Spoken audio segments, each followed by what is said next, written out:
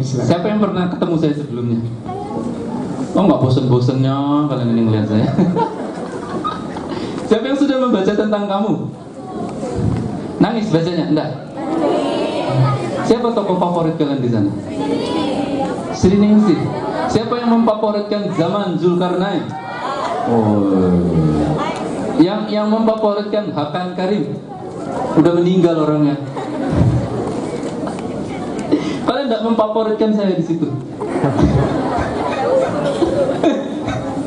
Baik, adik-adik sekalian, kita santai saja ya. Hari ini kita akan membedah buku, jadi tidak terlalu serius. Ini bukan seminar kepenulisan yang begitu serius, hanya membedah buku yang kalian sebenarnya sudah baca. Jadi nanti kalau kalian punya banyak pertanyaan terkait tentang kamu, silakan.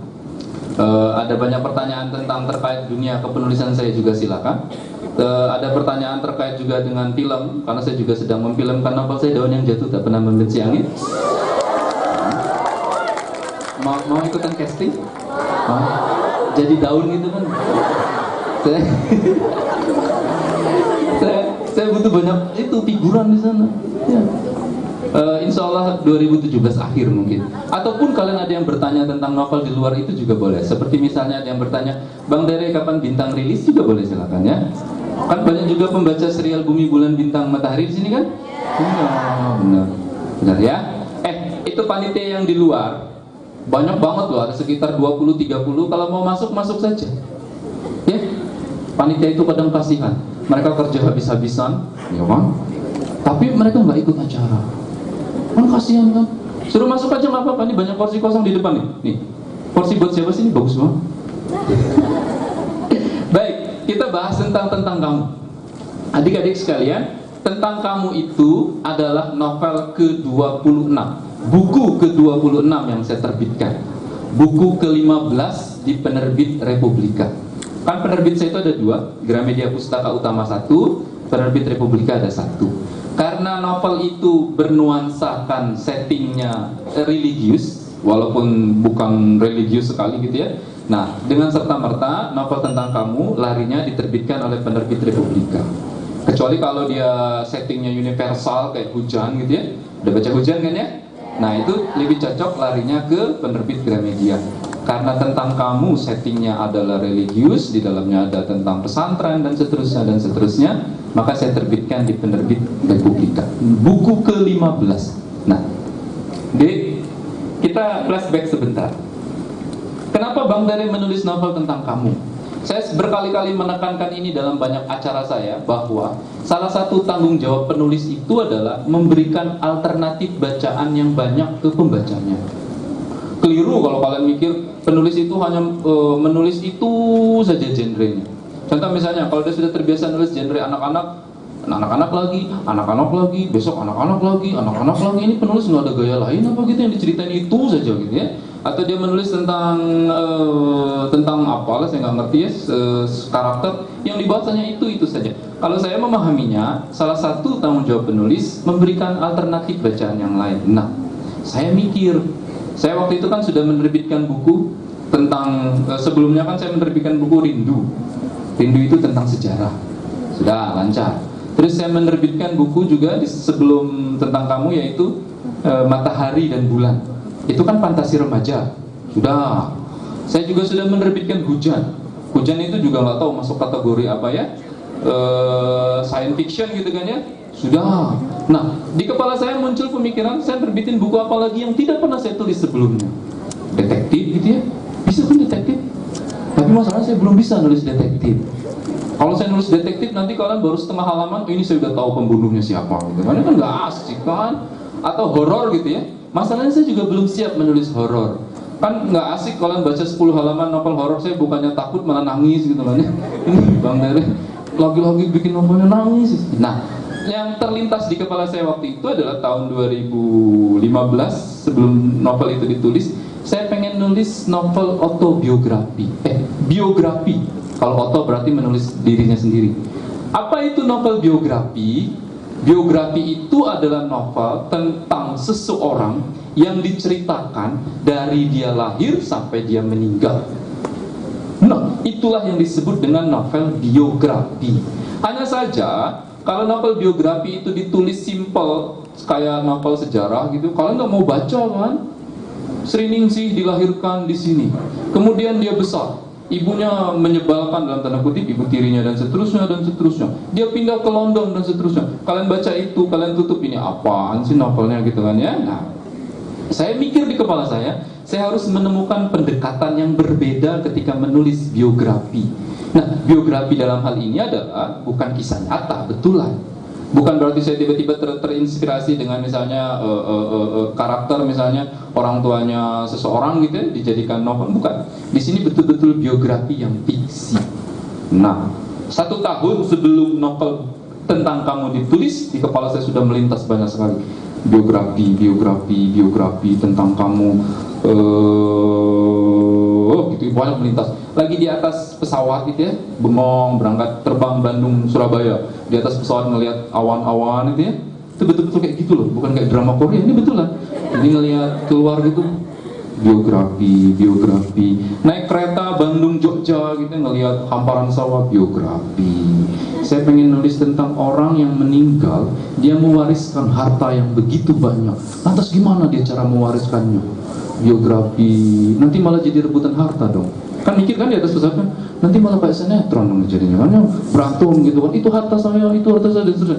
Enggak begitu. Nah, pada suatu hari, saya lupa persisnya, ketika saya naik travel dari Jakarta ke Bandung, hujan deras, saya ingat banget di kilometer 90, itu kilometer seram ya, banyak kejadian kecelakaan di situ ya, tapi saya nggak percaya. Jadi saya duduk, orang pada tidur, saya menatap gelap, hujan, tiba-tiba terlintas di kepala saya, spas. Saya akan menulis novel biografi, tapi saya titipkan ceritanya ke orang lain. Nah, idenya mulai berkembang deh. Jadi tidak lagi mikir tentang biografi seseorang, tapi cerita itu akan dititipkan ke seseorang. Waktu itu juga saya menemukan ide, saya titipkan kepada seseorang pengacara yang tidak tinggal di Indonesia, karena ceritanya akan luas. Dia tinggal di London, anak muda yang cekatan, kan itu kan karakter yang kalian suka biasanya kan ya kan? Kayak Thomas di Negeri Bara Bedebah gitu kan ya, atau kayak Bujang di Novel Pulang gitu kan ya. Wow, kalian banget gitu kan bacanya kan. Nah, saya putuskan anak muda ini pengacara, tinggal di London, dan dia bertugas untuk flashback, balik lagi menelusuri kehidupannya si tokoh utama. Nah, dimulai sudahlah penulisan naskah tersebut. Tapi apakah saya langsung menulisnya? Tidak. Pulang sampai di Bandung, saya buka laptop, saya buka halaman pertama, saya mulai ketikkan di situ pembuka. Yang opening pertama itu langsung saya tulis waktu malam itu juga, bahwa Zaman Zulkarnain tiba-tiba ditelepon pagi-pagi, halo, dan seterusnya. Dia mampir sebentar di kedai si India itu untuk beli sesuatu. Di awalnya saya tidak menyiapkan Rajendra Khan, itu penting. Dia hanya cepat untuk mampir aja gitu ya, biar dia ada sesuatu sebelum nyampe ke kantornya gitu ya. Nah, setelah itu terhenti sebentar, saya mengumpulkan begitu banyak amunisi untuk menyelesaikan naskah tersebut. Mulai mendetailkan rencananya. Yang pertama harus saya detailkan adalah, ini Sri Ningsih diceritakan dari lahir sampai dia meninggal, tidak bisa diceritakan hari per hari. Novelnya bisa 5.000 halaman kalau kayak gitu kan ya.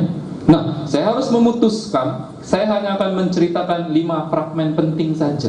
5 fragmen. Kenapa harus 5, Bang Terry? Terus saya menulis kan ya. Kadang ada pertanyaan seperti itu yang saya juga bingung jawabannya apa. Kenapa 5? Honestly jawabannya adalah 5 adalah angka yang paling menarik. Kalau 3 terlalu sedikit, harus 5. Nah, enggak juga harus sih kok. Harus itu ya, maksa banget. Idealnya 5. Maka saya putuskan, yang pertama ketika Sri Ningsih di masa kanak-kanaknya, yang kedua ketika Sri Ningsih di masa remajanya, dia mengenal tentang persahabatan dan seterusnya. Yang ketiga, ketika Sri Ningsih memulai jati diri menjadi pengusaha dan seterusnya. Yang keempat, ketika Sri Ningsih menemukan cinta sejatinya. Itu favorit kalian kan ya? Kenapa Bang Terry harus ada cinta sejatinya? Ya lagi-lagi saya memahami rumus menulis novel di Indonesia. Kalau nggak ada begituan, kalian protes. Saya nulis novel Bumi Bulan Matahari aja banyak banget yang nyaranin, Bang Terry, itu kenapa ahli sama Raib nggak dijodohin aja? Atau kan maksudnya, ini apaan sih? Orang ngeluarin petir segala macam disuruh menikah dan seterusnya gitu kan? Nanti anaknya kayak apa coba? Ya kan, ahli itu kan bisa jadi beruang nanti anaknya. Nah, gimana coba? Atau seperti negeri para berdebah, banyak sekali yang protes, Bang Dere, itu kenapa Maggie sama Julia nggak jadi nama Thomas? Lu kira itu novel romans namanya? Tapi di novel tentang kamu, saya sengaja siapkan. Yang keempat adalah dia di London jatuh cinta, dan yang terakhir, masa-masa dia meninggal, pencarian jati diri terakhirnya dia. Nah, D, 5 sudah selesai. Ada satu lagi yang harus saya definisikan sebelum itu lari ditulis ngetiknya. Ini settingnya di mana saja. Nah, daripada saya pusing, maka saya menggelar survei di Facebook saya. Kalian mungkin tidak merasa bahwa survei-survei di Facebook saya itu bermanfaat sekali untuk menentukan sebuah kisah. Bukan berarti Bang Tere tidak punya ide, bukan. Saya menghargai ide kalian. Bang Tere enak banget nulis, kayak nggak punya ide, nanya. Yang enggak lah ya. Saya survei yang pertama adalah, dulu yang saya ingat banget, dari seluruh tempat di Indonesia, kalian pengen lokasi cerita itu ada di mana saja. Yang tinggal di Bogor bilang Bang Tere Bogor gitu kan ya.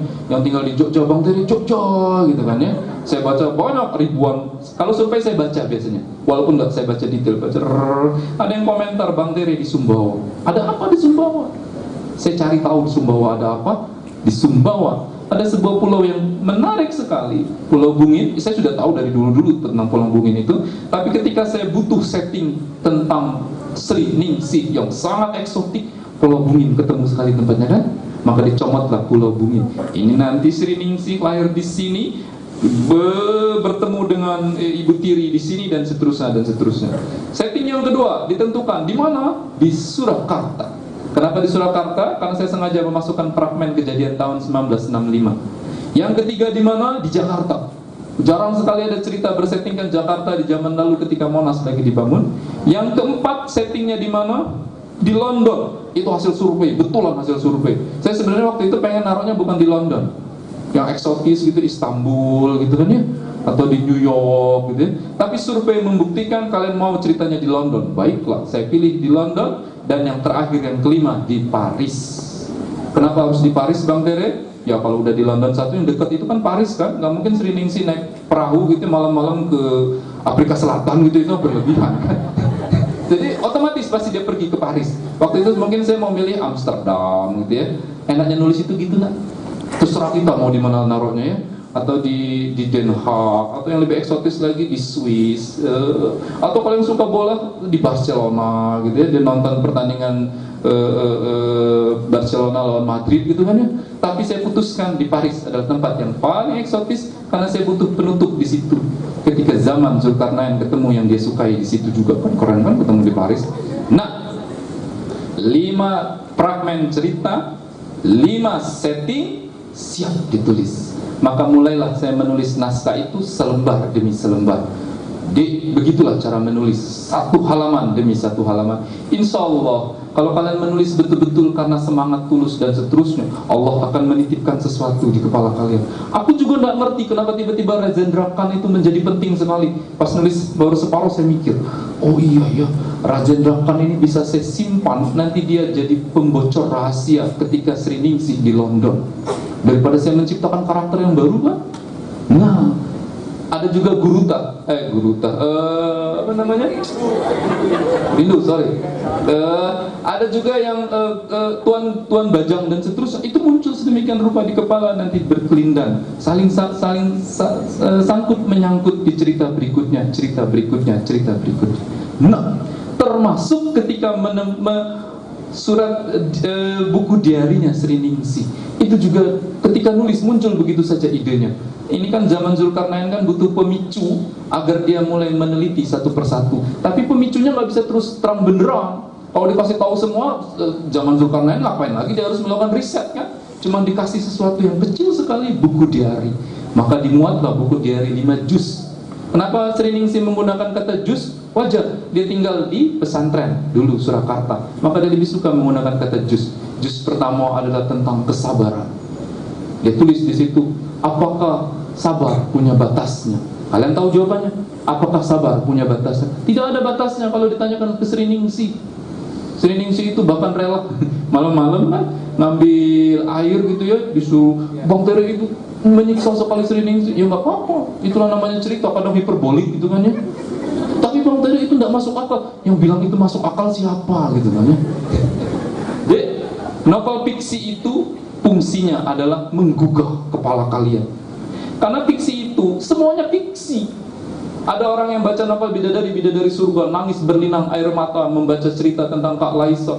Bang Terry, Kak Laisa itu luar biasa hatinya baik. Bagaimana cara dia jadi Kak Laisa? Bagaimana saya bisa jadi Kak Laisa? Saya marahin anaknya.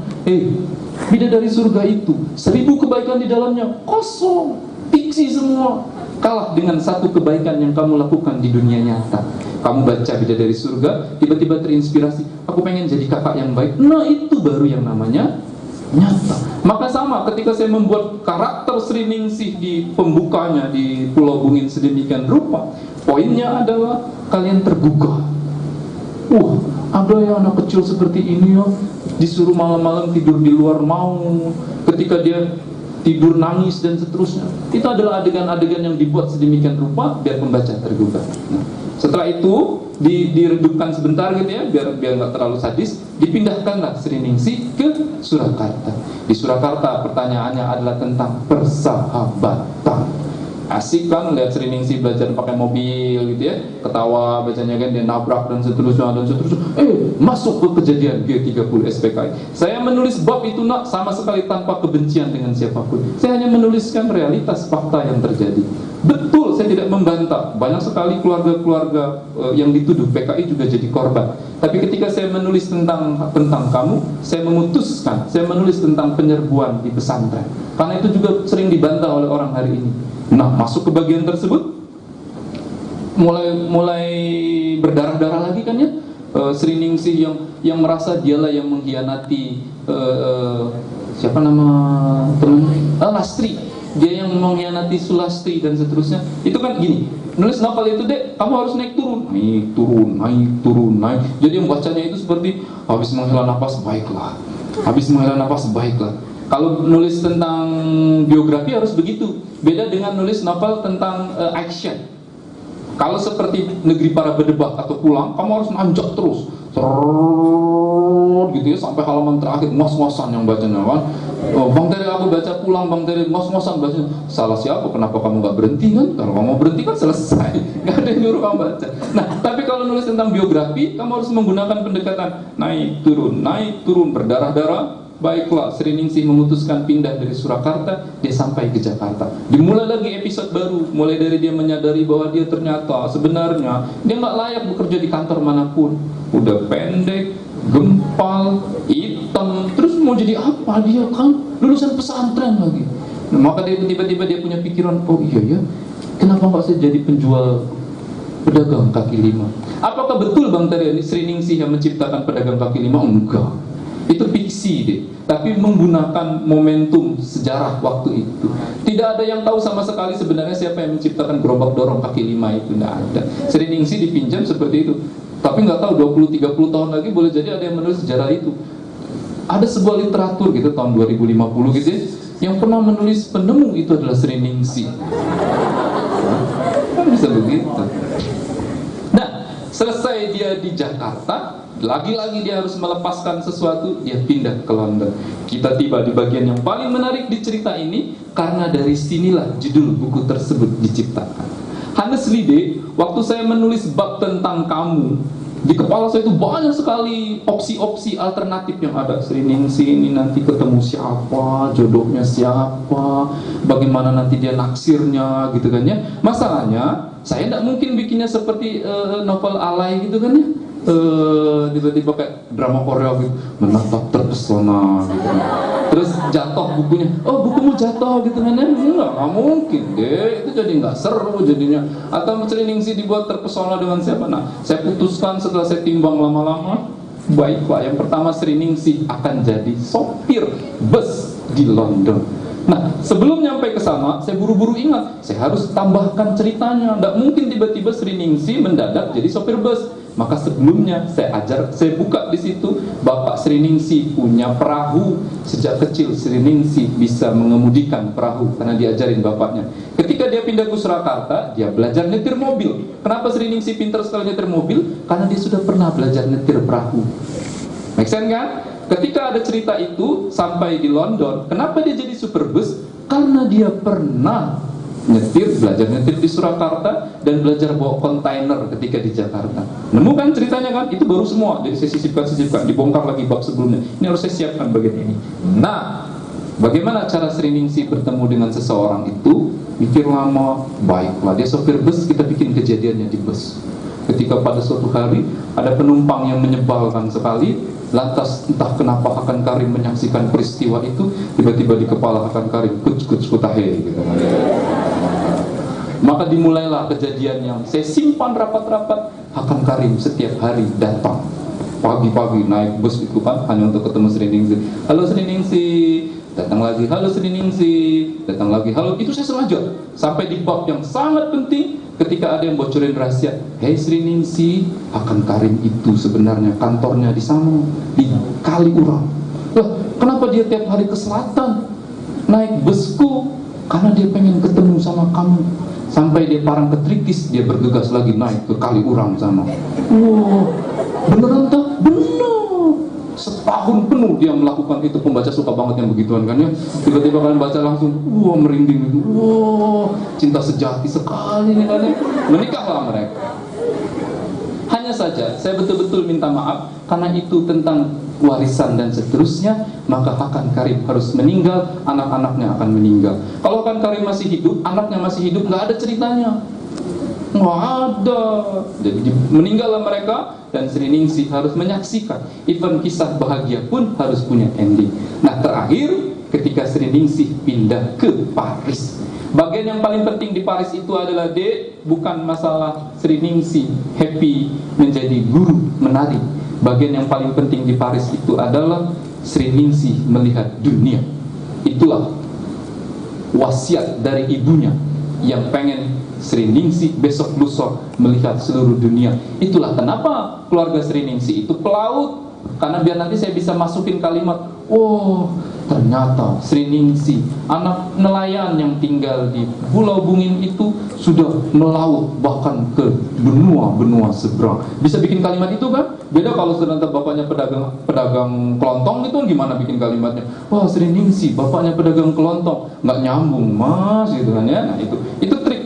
Nah, sampai di bagian tersebut, yang terakhir yang harus saya selesaikan adalah zaman Zulkarnain. Walaupun hanya ketitipan cerita sedikit, pembaca juga menyenangi kalau dia punya sesuatu di dalamnya. Saya masukkanlah di situ, zaman Zulkarnain juga punya konflik dengan bapak, ibu tirinya dan saudara tirinya. Dan yang paling menarik juga, saya masukkan konflik zaman Zulkarnain itu masih bujongan, jomblo.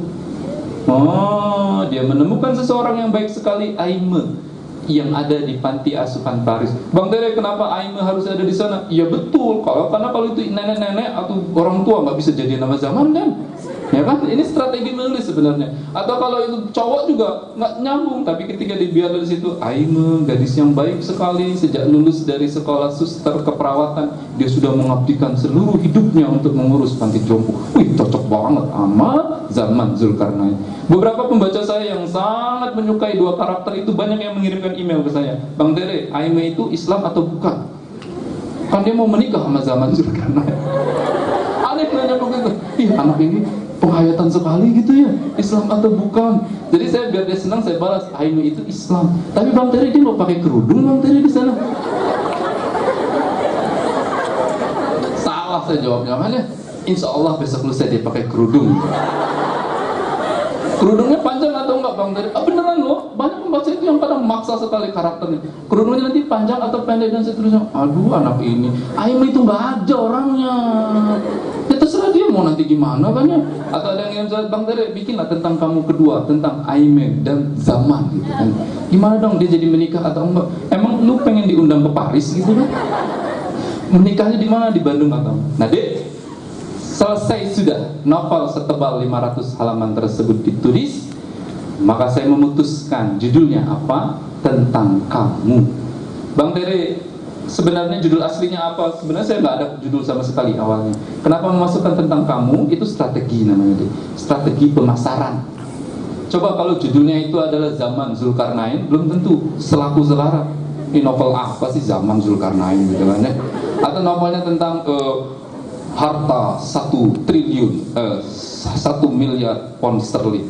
Apa sih ini sebenarnya kan ya?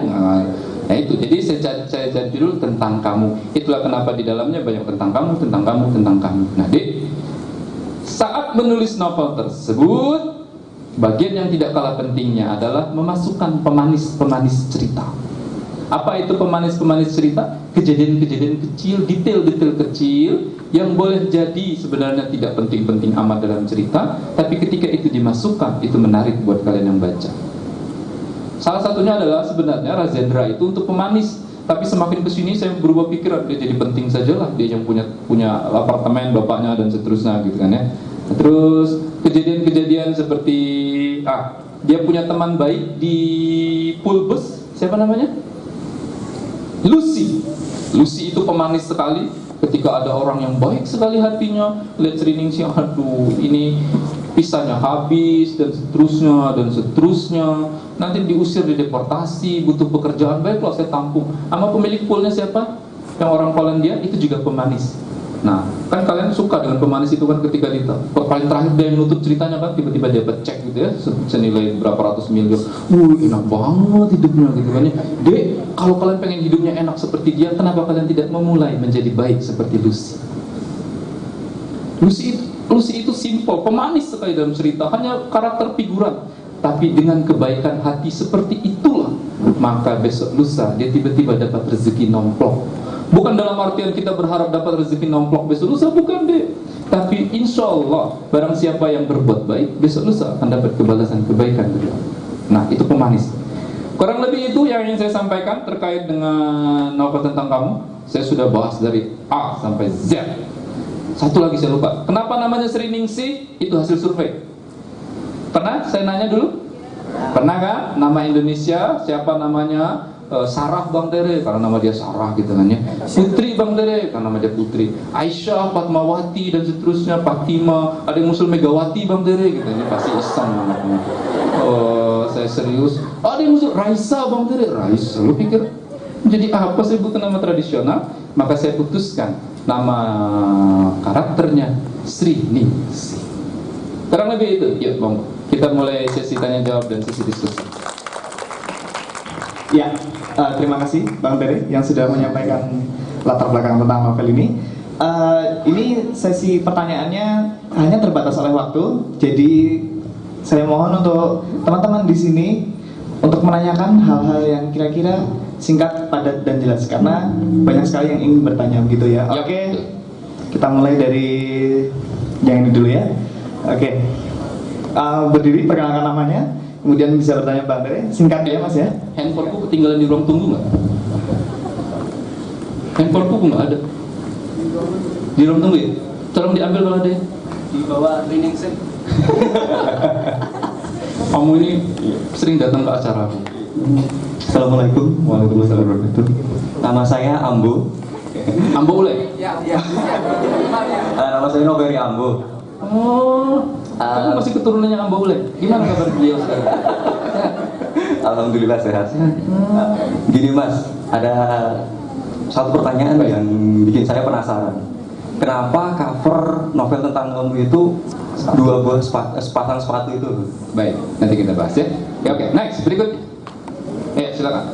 Kita bisa 20-30 Sebentar, di belakang tadi ada deh. Bentar ya Mas ya. Yang mana aja? Ya, berdiri, sebutkan namanya, singkat ya Mbak ya. Assalamualaikum warahmatullahi wabarakatuh. Nama saya Hansa dari SMA IT Baitu Salam. Khonsa, baik. Iya. Ini Kamu mau tahu tanya. artinya Khonsa apa? Hah? Tahu. Baik. Mungkin kalau mau beritahu yang lain nggak apa. Nggak usah, kamu aja yang tahu. Saya kan nanya kamu tahu artinya apa. Nggak usah kamu kasih tahu teman-teman kamu. Baik, apa pertanyaan kamu? Pasti kan kalau nulis buku ada risetnya. Itu risetnya kemana aja, berapa lama? Baik, bagus. Next. Ya. Pojok-pojok di mana? Bentar ini ya. Nama? Ambo Khonsa, satu lagi. Assalamualaikum warahmatullahi wabarakatuh. Waalaikumsalam. Nama saya Noviulul Azmi, Dipanggil Nopi. Nopi. Baik. Mau tanya, Bang, gimana bisa menularkan ide ke dalam tulisan yang indah, dibaca dan diterima semua kalangan serta tak membosankan? Menularkan, emang itu penyakit menular ya? Baik, Ini pertanyaan semakin serius. Baik, Terima kasih. saya jawab dulu ya, Mas moderator, sebelum kita terangkan Oke. berikutnya. Yang pertama, kenapa covernya itu sepasang sepatu? Saya sebenarnya juga nggak tahu kenapa itu. Jadi gini, ketika kita bikin desain cover, kan saya punya desainer cover di Malang. Ada sebuah perusahaan desainer yang membuat cover-cover buku saya selama ini. Dia semua tuh kayaknya yang bikin covernya ya. Pulang, hujan, dia semua lah. Bulan, matahari, bintang, dia semua. Nah, ketika saya ngasih penjelasan ke mereka, saya bilang gini, tolong buatkan alternatif cover tentang perjalanan hidup. Selesai. Kalau nggak ngerti baca naskahnya, enaknya jadi desainer cover itu kalian jadi pembaca pertama naskah sebelum keluar. Mau jadi desainer cover, jadi belum keluar kalau udah baca duluan gitu kan ya. Tapi ya gitu aja, nggak ada yang keren-keren sih. Nah, karena kalian juga bisa baca setelah rilis kan, maksud saya nggak ada bedanya. Nah, dia datang dengan 5 alternatif, dikirim email ke saya. Saya lihat 5, oh ini nggak ada tentang perjalanan, ini ada malah settingnya tentang London, tentang Monas. Saya nggak butuh deskripsi setting cerita, saya butuh tentang perjalanan. Balikin, tolong bikin 5 alternatif lagi. Mereka kirim 5 alternatif lagi, barulah muncul 5 alternatif yang saya survei di Facebook saya. Masih ingat waktu itu kan? Satu covernya tentang sepatu, satu covernya lagi ombak karang menghantam, ombak lautan menghantam karang. 3 yang lain saya lupa. Menurut survei yang paling banyak dipilih 2 itu, sepatu dan ombak menghantam karang. Dua-duanya bagus sekali menerjemahkan perjalanan. Saya setuju. Yang sepasang sepatu tentang perjalanan hidup Sri Ningsih, sepatunya udah tua gitu kan ya. Nah itu juga cocok dengan cerita, karena Sri Ningsih dijanjikan sepatu sama bapaknya. Itu kebetulan saja sebenarnya. Kalau ada yang nanya, kok bisa Bang Terry masukin gara-gara covernya itu, terus Bang Terry bikin cerita dia dikasih sepatu? Enggak, itu kebetulan persis sama. Boleh jadi karena desainernya baca. Jadi baca naskah draftnya, dia ketemu ide seperti itu. Nah, karang itu juga prinsip perjalanan. Ada orang yang kokoh sekali dalam hidupnya dihantam oleh hempasan karang, jebur, begitulah Sri Ningsih. Survei membuktikan, finalis 2, saya survei sekali lagi, kalian pengennya sepasang sepatu. Kalau saya honestly, saya pengennya yang ombak karang itu.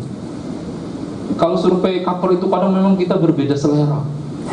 Dulu yang novel Pulang, saya survei, saya lebih suka pisau yang ditancepin, Pak. Ada kan?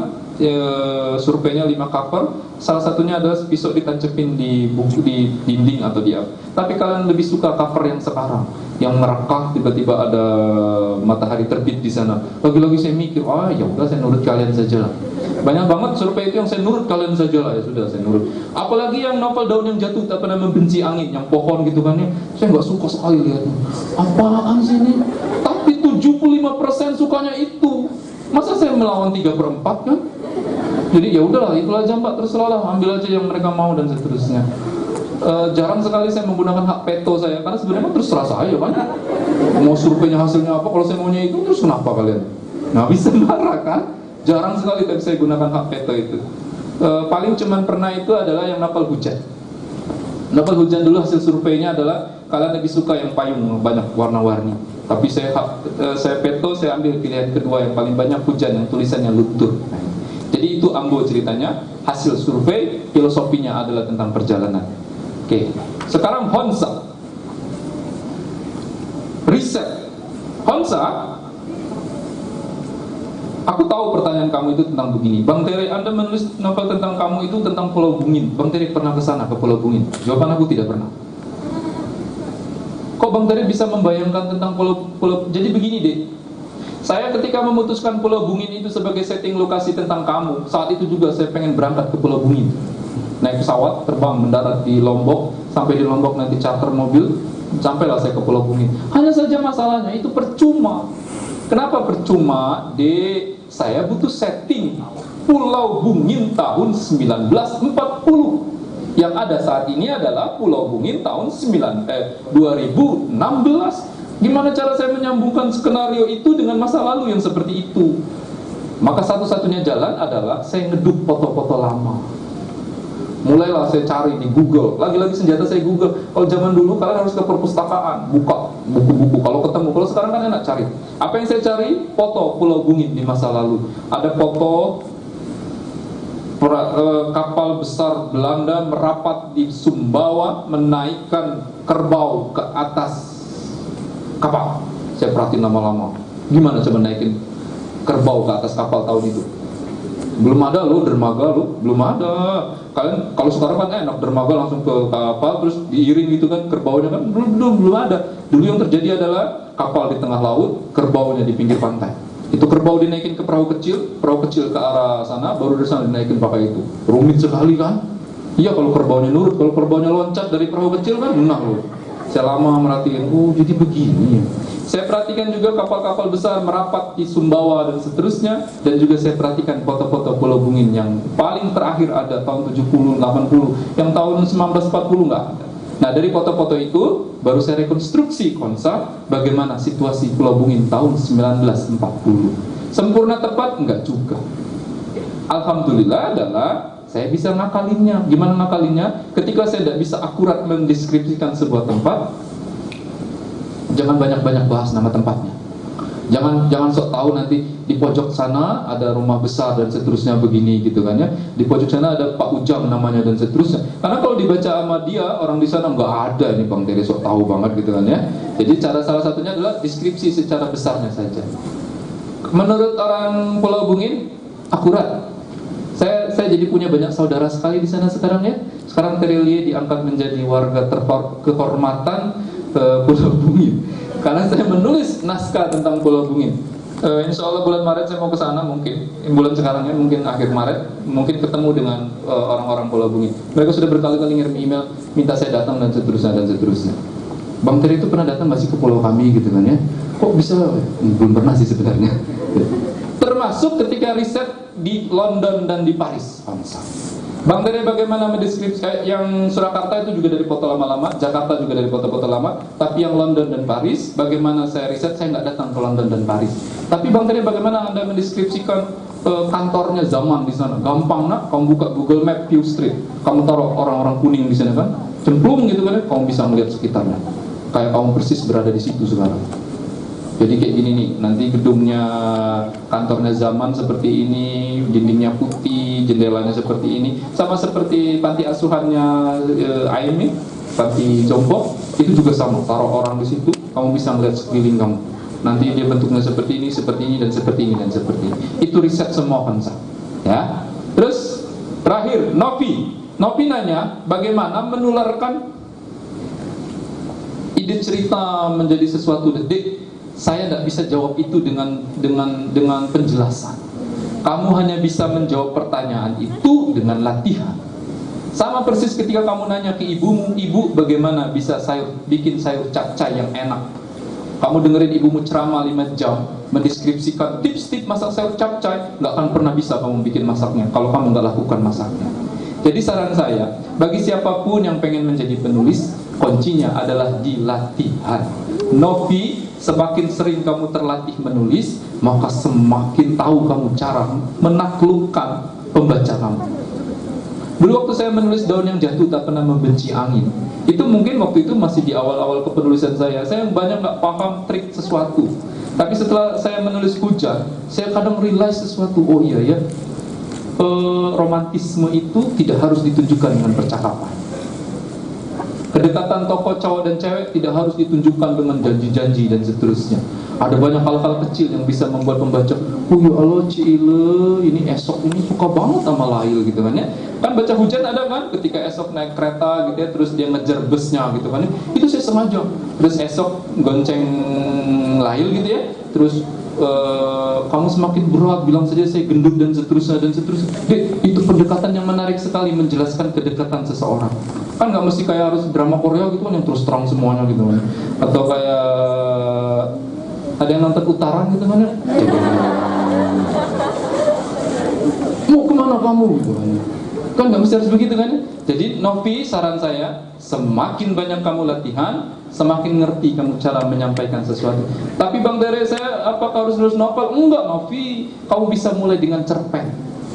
Cerpen pertama kamu boleh jadi nggak memuaskan, tapi kalau kamu terus menulis cerpen kamu yang ke-20 bisa bagus sekali.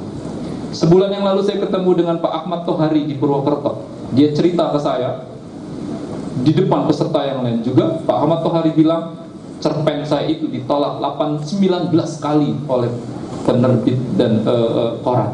Baru yang ke-20 diterima oleh mereka. Saya mikir, saya udah merasa bangga banget. Dulu saya kan juga nulis di Kompas, 15 kali ditolak oleh Kompas, yang 16 baru diterima. Pak Tohari lebih keren, 19 kali ditolak kan, 20 baru diterima. Lantas bagaimana dia menaklukkan koran tersebut? Saat dia belajar satu demi satu saat dia menulis cerpen tersebut. 1 ditolak, oh ternyata kurang bagus di sini. 5 ditolak, oh ternyata mereka nggak suka yang begini. 10 ditolak, oh mereka maunya yang begini. 19 kali ditolak, dia tahu persis. Baiklah, cara menyampaikan ceritanya seperti ini. Next, termin berikutnya. Oke, termin berikutnya, Mas, monggo. Assalamualaikum. Foto bareng dulu. Assalamualaikum warahmatullahi wabarakatuh. Nama saya Tony, fans Sterilie garis keras. Saya ingin memberi 2 testimoni dan 2 pertanyaan. Testimoni pertama adalah tadi saya mau menyampaikan bahwa cover yang menurut saya mohon maaf kalau kurang bagus itu hujan, dan ternyata itu pilihan Bang Tere. Jadi Oh ya terserah saya mau komen yang bagus. makanya sebaiknya ikut polling aja. Yang baru ini saya sering salah bilang ke anak, mana buku tentang sepatu, bukan tentang kamu, karena memang sepatunya kuat sekali. Kemudian testimoni yang kedua adalah saya punya usulan ya. Baik. Dari beberapa novel yang saya baca itu, bila memungkinkan tokoh-tokohnya itu bertemu dalam satu novel. Oh iya betul. Ya. Sudah ya, insya Allah nanti Insya Allah. ya itu dari ketemu siapa si Ya, yang paling memungkinkan itu Thomas ketemu dengan Bujang, ketemu Nah. juga dengan zaman Zulkarnain. Itu memungkinkan sekali. Asik. Terima kasih. Terima kasih. Pertanyaan pertama adalah, selain tadi ada pemanis, kan banyak konflik. Nah, konflik itu yang saya lihat pasti ada pengkhianat. Apakah itu harus ada di Baik. dalam ini? Yang kedua, pernah nggak Bang Tere salah survei dalam satu novel apa? Seharusnya perjalanan dari kota apa kota 8 jam, Ya. ternyata 2 jam kan sering bisa gitu. Oke, terima kasih. Assalamualaikum warahmatullahi wabarakatuh. Baik. Tony, makasih. Berikutnya. Belakang. Ya, berikutnya yang belakang. Nah, itu di sana sebelah. Ya, mbaknya yang pakai kerudung biru. Permisi. Ini ruangannya enak, ini sound systemnya bagus. Kalau saya kemarin di Pekanbaru. Assalamualaikum warahmatullahi wabarakatuh. Waalaikumsalam. Perkenalkan, nama saya Farida Nur Isna ini. Dipanggil? Isna. Oh, Isna. Ya. Bukan Farida. Kenapa nggak Farida?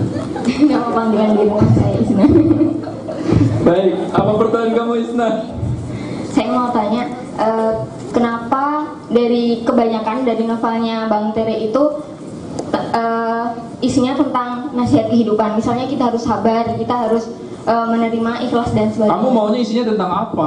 Ya, maksudnya kenapa Bang Tere itu banyak menjelaskan tentang Baik. kenapa itu. Baik. Makasih. Sama-sama, Isna. Berikutnya. Ya, yang terakhir. Ya. Monggo Mbak berdiri. Nanti kamu habis ini ya, ya. Tenang aja, banyak pertanyaan bisa dijawab. Kita emang kalau bedah buku itu banyak pertanyaan aja. Yo. Bismillahirrahmanirrahim. Assalamualaikum warahmatullahi Waalaikumsalam. wabarakatuh. Nama saya Farida Hidayati. Biasa Farida dipanggil- juga? Iya, kembaran. Oh, kamu bisa bersaudara mereka. Saya persaudarakannya Farida dengan Farida. Boleh.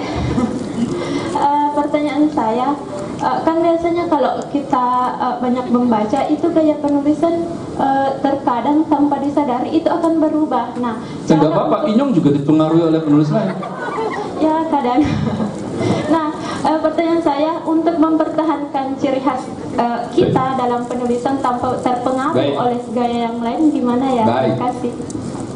Baik, saya jawab dulu dari Farida. Dek, langsung Mas moderator ya. Dek, kalau kalian nulis terpengaruh oleh gaya tulisan orang lain, tidak masalah sama sekali. Pak Ahmad Tohari lagi-lagi punya penjelasan yang baik sekali. Dia bilang seperti ini di Purwokerto sebulan yang lalu.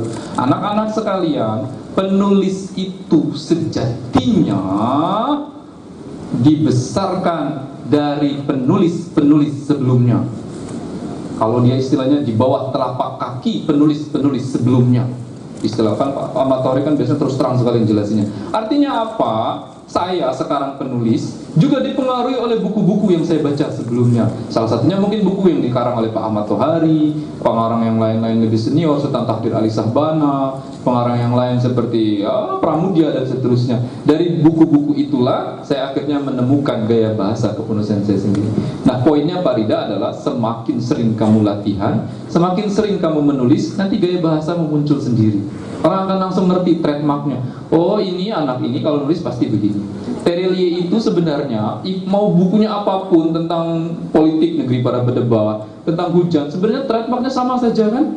Kalian dengan cepat bisa mengenali gaya bahasanya. Saya lagi menjadikan itu sebuah isu sekarang. Karena saya pengen saya menulis sesuatu yang betul-betul tidak menggunakan gaya bahasa saya selama ini. Hanya saja itu sulit. Kecuali kalau saya punya editor yang bisa mengubahnya. Bisa. Jadi dia yang mengubah tone-nya, itu bisa. Tapi itu bukan isu, Farida. Isu terbesarnya adalah kamu terus menulis atau tidak. Kalau kamu habis baca bukunya Bang Andre Hirata, tulisanmu jadi kemelayu-melayuan, tidak apa-apa. Kalau habis baca tulisannya Mbak Dewi Lestari, tiba-tiba tulisan kamu jadi science fiction, itu juga nggak apa-apa, nggak ada yang melarang. Ya, tuh. Terus dari Isna. Isna tadi pertanyaannya apa? Oh iya, betul. Isna. Saya juga tidak pernah meniatkan itu sebenarnya. Contoh misalnya, sudah baca Bumi, Bulan, Matahari dan Bintang kan ya? Bintang belum terbit lah, anggap aja 4 gitu ya. Bumi, Bulan, Matahari, Bintang. Karena sebenarnya Bintang nggak selesai. Itu nasib buruk buat kalian pencinta serial tersebut. Terimalah nasibnya, kalian tunggu 1 tahun, baca 2 jam hanya untuk menunggu setahun lagi. Malah nanti di Bintang lebih seru lagi endingnya. Kamu pusing kan bacanya, Bang? Saran saya nanti baca Bintang semalam 1 lembar. Jadi persis kamu di 365 hari sudah muncul buku berikutnya ya. Isna. Ketika menulis Bumi, Bulan, Matahari, saya tidak pernah meniatkan memasukkan nasihat kehidupan. Enggak. Itu simple tentang dunia petualangan anak-anak remaja, fantasi. Tapi Bang Terry di dalam juga tetap ada nasihat Bang Terry, persahabatan, pengorbanan, saling bantu-membantu, ketulusan berbuat baik. Ya otomatis masuk saja Isna. Tidak bisa saya cegah kan? Karena mau bagaimanapun sekarang, tulisan itu harus ada sesuatu di dalamnya. Even sekarang film Hollywood pun ada sesuatu. Kamu perhatikan lah, film-film Hollywood sekarang yang laku karena ada sesuatu di dalamnya. Contoh Fast and Furious. Fast and Furious itu semakin kesini semakin punya pesan moral yang luar biasa. Contoh yang Fast and Furious 7 kan, saya tidak punya teman, saya punya keluarga. Itu kan ketika kamu baca kalimat itu kan dialognya, I don't have friends, I have family. Gitu, habis itu jedor berantem lagi kan ya. Sama nanti kalau kalian nonton Guardian of Galaxy. Kenapa Guardian of Galaxy 1 itu laris sekali di luar dugaan orang? Karena orang nyangkanya nanti itu nggak berhasil kayak Ant-Man gitu dan seterusnya, biasa-biasa aja. Karena Guardian of Galaxy memasukkan unsur-unsur seperti itu. Kan di situ juga sama tentang persahabatan, keluarga dan seterusnya. Jadi Isna serta-merta masuk seperti itu. Even kalau saya nulis horor sekalipun, jangan-jangan tetap ada. Jadi kesimpulan nanti, walaupun hantunya menyeramkan, tetaplah berbuat baik dan seterusnya. Ya kan? Rasanya mungkin, tapi nggak tahu lah ya. Kamu pengen baca yang betul-betul berbeda kan ya? Saya paham sekali sekarang pembaca itu demanding sekali, menuntut sekali sesuatu yang berbeda. Karena evolusi kalian sebagai pembaca lebih cepat dibandingkan evolusi saya sebagai penulis. Jadi ada pembaca saya baca novel Bidadari Surga saat usianya 14 tahun, SMP kelas 2. Anak itu sekarang sudah S2, lulusan luar negeri. Dia baca tentang kamu atau novel terbaru, dia bilang ke saya begini, Bang Tere, saya dulu suka banget novel Anda itu, seru dan seterusnya, di luar dugaan. Tapi sekarang saya bacanya, saya udah tahu itu bakal kayak mana dan seterusnya dan seterusnya. Saya bilang ke anaknya, nah kamu sudah S2, lulusan luar negeri dan seterusnya. Boleh jadi evolusi kecepatan kamu membaca, karena dia sudah baca buku-buku dunia lain dan seterusnya gitu, saya nggak tahu buku apa yang dia pernah baca. Membandingkan dengan saya, lebih cepat dia kan berkembangnya kan, loncatnya dia swing. Saya cuma di situ-situ aja. Nah itulah kenapa setiap tahun sekarang di kepala saya selalu mikir, novel berikutnya harus berbeda, novel berikutnya harus berbeda dan seterusnya. Itu pun tidak secepat yang kalian bayangkan. Kan nulis itu kan nggak kayak masak. Kalian masak punya ide 5 menit, 30 menit kemudian jadi masakannya di atas meja. Nulis buku nggak bisa begitu. Punya ide, 30 menit kemudian nggak ada. Tetap aja ide aja di kepala kalian. 30 menit kemudian tetap aja itu aja, nggak ada kemajuan. Oke? Tony, terima kasih atas sarannya Tony. Betul sekali. Boleh jadi nanti ada novel Avenger. Novel menyatukan tokoh-tokoh. Yang paling mungkin itu adalah menyatukan Bujang bersama Thomas dan Zaman Zulkarnain dalam kasus EKTP. Benar, bisa jadi. Jadi nanti Thomas harus menyelamatkan seseorang, terus ketemu dia sama Bujang, mafia dan seterusnya dan seterusnya dan seterusnya. Musuhnya adalah dia yang tidak boleh disebut namanya. Boleh jadi. Nah terus pertanyaan kamu, kalau masalah pengkhianat, jadi gini. Ketika saya menulis tentang kamu, saya memasukkan fragmen tentang G30 SPKI. Alasan terbesarnya D, bukan G30 SPKI-nya, bukan. Alasan terbesarnya adalah saya memasukkan fragmen tentang persahabatan antara Lastri, Sri Ningsih, satu lagi siapa jenis? Nur. Nah, ketika ada 3 sahabat baik, apa isu terbesar kalau mereka berpisah? Pengkhianatan pasti. Nggak mungkin mereka berpisah gara-gara ya udah satunya nikah ke sana, satu nikah ke sana. Ya kalau itu nggak ada masalah kan, biasa aja tiga-tiganya. Aku punya teman baik loh Bang Tere, tapi 10 tahun kemudian kami saling membenci. Kenapa? Ya gara-gara cuman beda pilihan Bang Tere. Dia sukanya nomor 1, saya suka nomor 2, saya nomor 3. Itu nggak penting deh. Saya harus menemukan sesuatu. Nah, salah satunya adalah pengkhianatan. Nah, saya mikir lama, bagaimana cara menjelaskan ada salah satu yang berkhianat. Baiklah, masukkan kejadian G30 SPKI ketika Lastri mengkhianati teman-temannya. Yang menariknya adalah Sri Ningsih merasa dia yang mengkhianati Lastri karena dia bersaksi di pengadilan, iya betul, pelakunya adalah itu. Jadi Tony, itulah kenapa ada pengkhianatan di situ. Saya bisa aja memilih ide topik lain, misalnya rebutan cowok gitu kan ya. Tapi setelah rebutan cowok, aduh nggak mungkin sekali tiba-tiba ada kejadian itu. Yang paling baik adalah pengkhianatan. Oke. Ada lagi pertanyaan dari kamu Tony yang satu lagi apa? Oh iya, salah survei. Salah survei itu banyak Tony. Dan itu lumrah saja. Namanya dunia fiksi kan ya. Saya sering dikritik tentang itu. Yang paling fatal, yang paling serius itu waktu saya ngisi di Universitas Bengkulu di Fakultas Sastra dan Bahasa sana. Karena di waktu itu acara kampus resmi, terus yang datang adalah dosen-dosen gitu ya. Jadi banyak dosen-dosen bahasa Indonesia yang sudah doktor gitu ya. Nah salah satu dokter itu bertanya ke saya, Bang Tere, Anda menulis novel rindu. Novel itu bagus sekali Bang Tere. Terima kasih telah dipuji gitu kan ya. Saya tahu itu ujungnya bukan itu. Saya sudah ngerti, saya sudah terbiasa pertanyaan begitu. Terima kasih sudah membuat kaya literasi Indonesia. Hanya saja survei Anda itu tidak akurat risetnya. Kenapa? Ketika Anda menceritakan kapal Blitar Holland yang dikenakodai oleh Kapten Philips tiba di Bengkulu, Anda ceritakan bahwa penumpang turun merapat di sana, mereka bermain di pantai, menghabiskan waktu sore hari sambil nunggu penumpang naik. Anda ceritakan seperti itu. Anda harus tahu Bang Tere, tahun 1940 segitu Bengkulu tidak punya pelabuhan. Jadi bagaimana cara mereka itu merapat ke situ? Satu-satunya mungkin maksud Anda adalah mereka menurunkan perahu-perahu kecil, lantas perahu-perahu kecil itu ke pantai. Tapi Anda tidak menceritakannya di dalam buku Anda. Saya kan bisa berkelit kan, saya bilang begini, oh Pak, betul, saya sepakat sekali dengan Bapak. Bengkulu itu dulu Pak memang tidak ada pelabuhan. Nah maksud saya sama persis seperti Bapak bilang tadi, dia menurunkan perahu, terus perahunya merapat ke pantai. Tapi kan Anda nggak bilang dalam buku Anda, maaf Pak, keterbatasan halaman. Kan saya juga bisa ngeles, itu ngeles gaya tinggi sebenarnya. Ya, itu namanya salah survei. Itulah kenapa ketika saya nulis novel tentang kamu, saya surveinya lebih bagus. Saya jadi tahu persis, saya melototin kan cara naikin kerbau. Gimana cara naikin kerbau? Nah itu. Jadi adik-adik semua ini dari mana ini baru datang? Kami tadi bagi tiket loh, umroh, ada motor kan?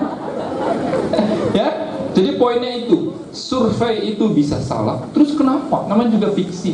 Saya pernah diprotes oleh salah satu pembaca ibu-ibu, dia protes besar, serius sekali di email. Saya jawabin, Bu, novel fiksi itu adalah novel. Tidak ada yang sempurna dalam sebuah novel. Jadi ketika ada kesalahan, saya lebih memilih dibiarkan begitu saja, agar kita setiap saat menyadari memang tidak ada yang sempurna. Kalau kalian suka baca novel Terelie, kalian tidak perlu harus jadi fans garis keras kayak Tony. Ngapain? Wah, garis keras sekali. Semua yang Bang Tere tulis itu adalah kebenaran. Apapun yang dikatakan Terelie harus mutlak diikut. Enggak deh, siapa nyuruh kalian begitu? Nggak ada. Makanya saya bete sekali kalau dengar orang ngotot sekali marah-marahin saya. Aku juga nggak nyuruh kamu percaya kan? Dulu saya pernah posting sesuatu marah-marah. Kamu kan bisa bilang pas, aku nggak percaya. Selesai. Kenapa harus marah-marahin saya kan? Termin berikutnya, Mas moderator, silakan. Nih, satu dia nih, udah cukup dari tadi. Oke, ya. Satu lagi dari sebelah sana. Yang mana, Bang? Yang ini, yang satunya lagi? Yang sebelah sana terserah yang mana tuh. Yang mana tuh ada banyak belakang. Yang ini dulu ya. Monggo. Baik, terima kasih. Assalamualaikum warahmatullahi wabarakatuh. Waalaikumsalam warahmatullahi wabarakatuh. Perkenalkan, nama saya Muhammad Farhan Nasrullah. Dipanggil Farhan. Farhan. Saya ingin bertanya, dua pertanyaan boleh kan? Boleh. Oh, siap. Yang pertama itu, tapi di luar konteks. Boleh. Siap. Kamu mau curhat juga boleh, Bang. Aku naksir seseorang, dia nggak naksir saya terus. Ya, saya curhat. Nah, yaitu terkait, kan saya kan pernah melihat dari katalog buku jenengan itu loh yang di akhir buku cover itu biasanya yang itu ada The Goblins, itu kok baik di buku toko buku anda jenengan sama di manapun kok nggak ada ya The Goblins itu, serial The Goblins itu. Nah, itu pertanyaan pertama. Yang kedua yaitu kira-kira untuk membuat cerita itu diperlukan apa ya, perincian ini ke tokohnya mau gimana, terus jalan ceritanya mau gimana, tulis gitu apa enggak? Oke, terima kasih. Assalamualaikum warahmatullahi wabarakatuh. Waalaikumsalam. Pertanyaan kedua harus pakai bahasa Jawa. Iya, yang pakai kerudung merah nomor Saya mau ngetes bahasa Jawa saya. Tamis ya. Monggo. In Japanese. Ya, monggo. Assalamualaikum warahmatullahi wabarakatuh. Perkenalkan, nama saya Octavia. Jawa. Nggih. Ngeten nggih, Pak. Nggak bisa. Dipanggil apa? Okta. Okta. Mau tanya. Mau tanya itu apa? Gede tanglet. Nggih. Misalnya Misalnya itu apa? Kalau orang di Jogja nggak bisa pakai bahasa Jawa, mau di mana lagi orang pakai bahasa Jawa? Masa orang Australia yang pakai angklung malu lah gitu. Umpama nek badhe nulis niku terus ajeng lanjut ke meleh tulisannya di pripun nggih. Padahal sampun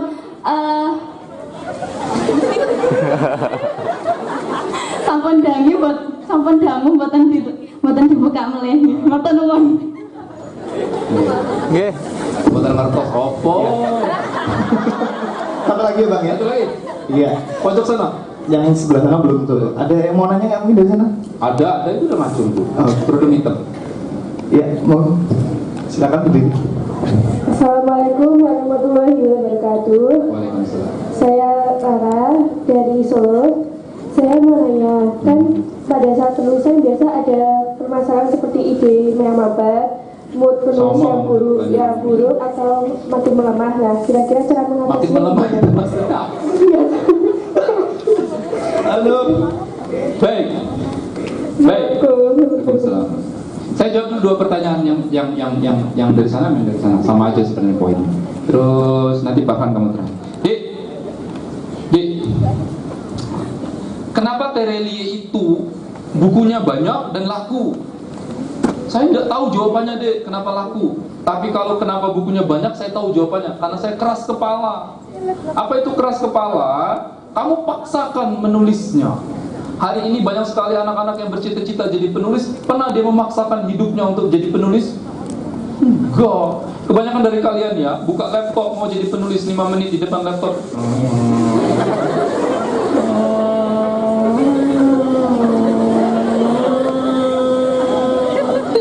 Buka Facebook dulu aja lah. Gimana kan mau jadi penulis? Dek, saya sudah dalam posisi kadang menggigit bibir saya sampai berdarah biar saya terus menulis, karena mungkin karena kesibukan. Saya kan juga punya problem hidup saya kan. Saya bukan kayak orang, oh Bang Terry itu pasti orang hidupnya bahagia dan bijak sekali. Enggak, saya juga punya banyak masalah kehidupan, juga banyak sekali problem tulisan saya dibenci dan seterusnya. Tapi saya harus gigit bibir saya. Bodoh amat orang lain mau kayak apa komentarnya, saya akan terus menulis dan produktif. Karena itu satu-satunya cara biar kamu jadi penulis. Jadi kalau saya menyerah dengan situasi tersebut, Terry itu tidak akan pernah ada. Novel hafalan Salat Delisa itu bahkan ditolak 2 kali oleh penerbit. Saya ingat sekali, bahkan sudah terbit pun novel hafalan Salat Delisa nggak pernah dibeli ataupun nggak direkognize oleh orang-orang. Saya ingat dulu ya, ketika pertama kali novel hafalan Salat Delisa terbit, ini cerita ini jarang sekali saya ceritakan, biar kalian tahu aja. Ada SMS pemberitahuan dari penerbit, Mas, buku Anda sudah terbit. Wow, senang kan saya kan ya, buku sudah terbit tahun 2006. Saya masih tinggal di Depok, 400 meter dari kos-kosan saya, Gramedia Depok. Saya keluar dari kosan, berangkat ke Gramedia, ke toko buku. Saya pengen lihat displaynya, asik, buku saya udah terbit. Semangat 45, senang banget. Sampai di sana saya harus menemukan kenyataan pahit. Di depan New Arrival nggak ada. Mana? Nggak ada, katanya udah terbit. Harusnya kan ditaruh di sini New Arrival kan, walaupun nggak terkenal penulisnya, tetap ditaruh di situ kan harusnya. Nggak ada. Mungkin di novel, saya cari di rak novel, nggak ada. Saya kirim SMS, beneran Mas sudah terbit? Nggak ada. Sudah, Depok pasti sudah punya bukunya. Saya nanya ke mbak-mbak yang menjaga konter, di manakah buku hafalan Salat Delisa? Katanya sudah ada di sini, dikirim 50. Mbak itu buka komputer, muncul, cek, hafalan Salat. Udah ada Mas 50, tapi nggak ada displaynya. Ada. Di mana? Dia ajak saya ke sana ya, ke tempatnya. Di mana coba orang naruh novel hafalan Salat Delisa? Di rak bacaan sholat. Kamu betul tahu nih, ada Iqra, rahasia sholat subuh, belajar sholat dan seterusnya.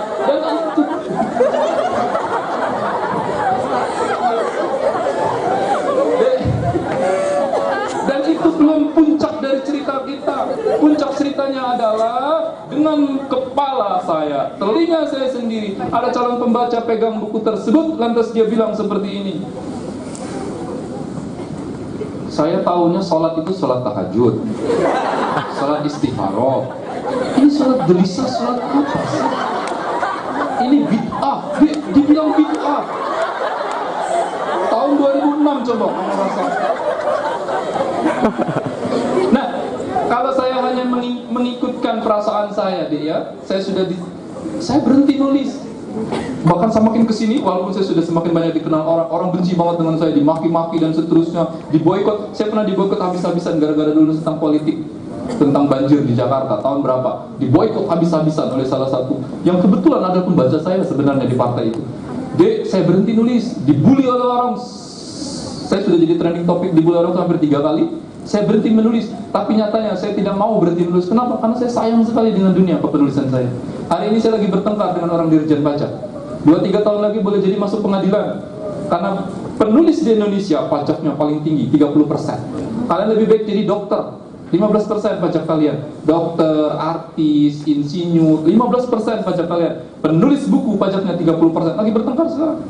Saya nggak tahu nanti akan ke pengadilan atau tidak.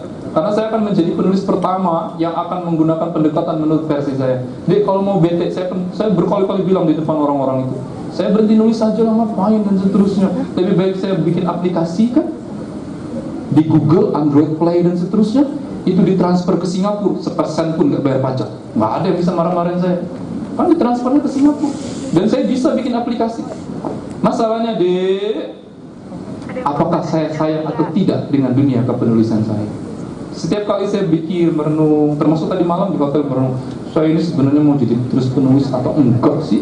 Nah, bertemu dengan kalian itu mengembalikan semangat tersebut. Saya tetap pengen jadi penulis apapun yang di depan saya. Ya, jadi kalau kalian pengen jadi penulis, berhentilah bilang tidak punya mood, mentok dan seterusnya.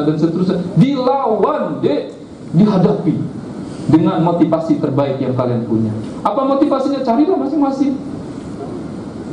Bang Terry aku nulis, terus dibilang sama teman saya, jelek amat sih tulisanmu itu sok puitis dan seterusnya. Ya memang itulah realitas yang harus kamu hadapi. Tapi kamu bilang ke teman kamu dengan tersenyum, oh memang jelek lah, Kalau tulisan saya bagus kayak Terelie ya nggak kayak gini lah nasib saya. Tapi 5 tahun lagi, muji diri saya sendiri kan saya tadi kan.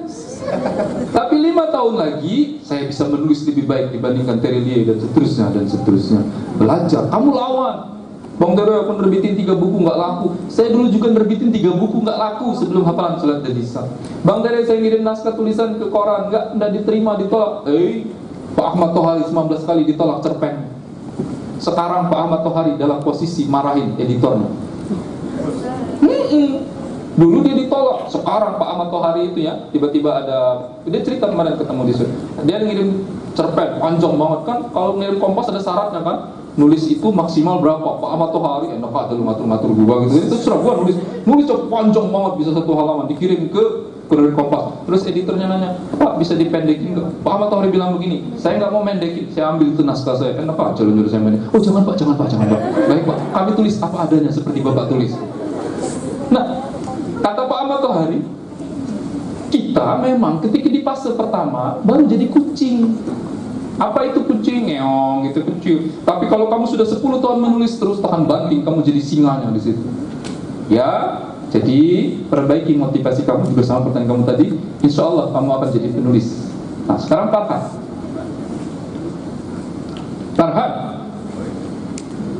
Aku lupa Farhan.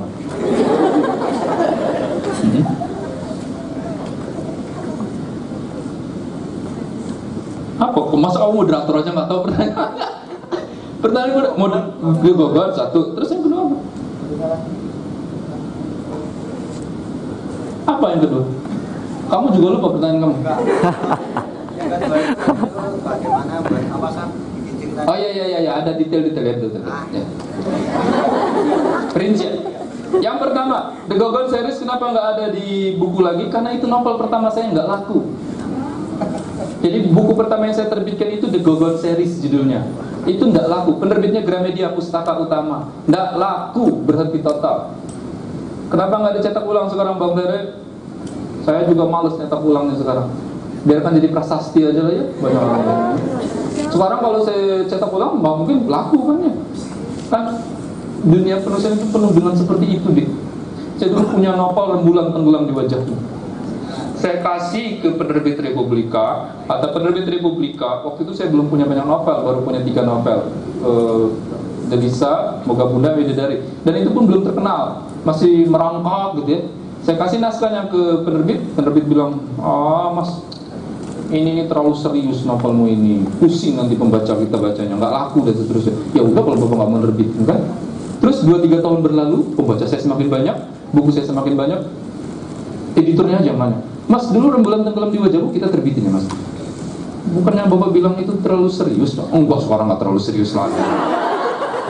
Ya, jadi sama dengan The Gogons itu, dulu mungkin nasibnya jelek, nggak bagus. Kalau diterbitin sekali mungkin sekarang bagus.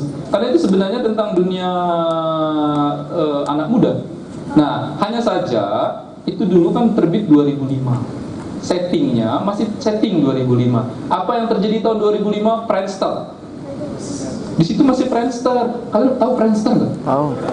Tuh kan, anak-anak sekarang nggak tahu Friendster. Ya wajar, karena memang Friendster udah almarhum sekarang. Friendster itu Facebooknya. Dulu yang paling terkenal Friendster. Saya nggak ngerti kenapa Friendster hilang ya. Ditelan nama Facebook. Boleh jadi 10 tahun lagi Facebook juga nggak ada. Itu dunia IT seperti itu. Nah, kalau mau diterbitin ulang Farhan, saya harus rombak semua dalamnya tentang Friendster. Karena kalau di Friendster itu dulu ada namanya Testi. Nggak tahu kan? Kalau sekarang kan kalian kan pengen banget tahu siapa yang ngelihat profil kalian kan?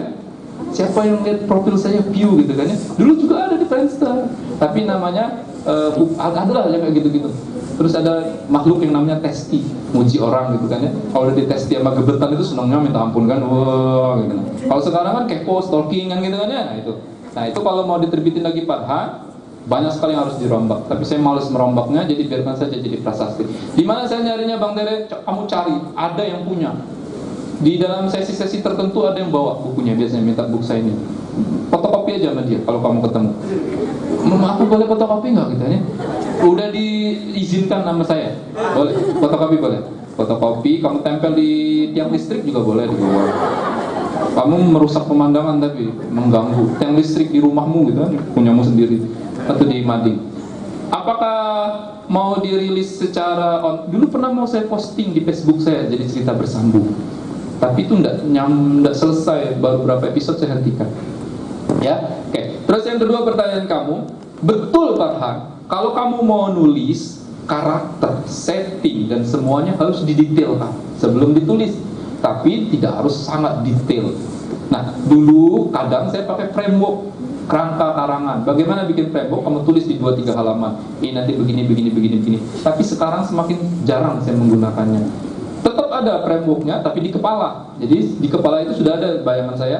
Sri Ningsi nanti di 5 tempat, 5 pertanyaan. Razendra nanti menikah dan seterusnya. Oh, Hakan Karim ini nanti begini. Sudah ada di kepala saya, tapi tidak dituliskan. Karena kadang saat kamu tuliskan, idenya berubah. Dan kalaupun berubah, ya nggak apa-apa. Saya sering ditanya penulis pemula, Bang Tere, aku nulis, udah punya framework, saat saya nulis berubah, ya nggak apa-apa deh. Alhamdulillah, itu artinya ide kamu banyak. Yang repot itu adalah Bang Tere saya nulis sampai bingung Bang Tere ngelanjutinnya kayak mana. Itu baru problem. Kalau cuma berubah-berubah itu tidak masalah. Next, statement berikutnya. Ya, 3 penanya lagi. Ya, oke. 3 pertanyaan lagi. Monggo, Mbak.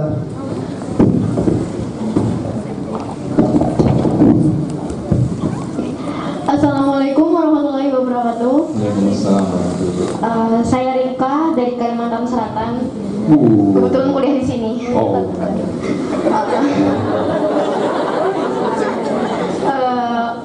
Jadi saya mau nanya nih, pas karya-karya awal Bang Tere nih terbit, itu pas promosinya itu gimana cara Bang Tere? Baik. Kamu mau tahu aja atau mau tahu banget ya? Mau tahu banget. Oke. Baik, berikut. Ya, tuh. Yang mana lah, terserah kamu. Itu yang pakai baju merah balas satu, untuk lagi yang pakai kerudung. Tenang, kita masih punya waktu 30 menit ke depan. Pagi. Saya Sisilia tadi, bisa dipanggil Sisil. Kamu grogi sih? Enggak. Kok suaraku bergetar gitu? Saya mau tanya, yang daun yang jatuh tidak pernah membenci angin. Itu saya suka banget soalnya ada cerita yang hampir sama kehidupan saya.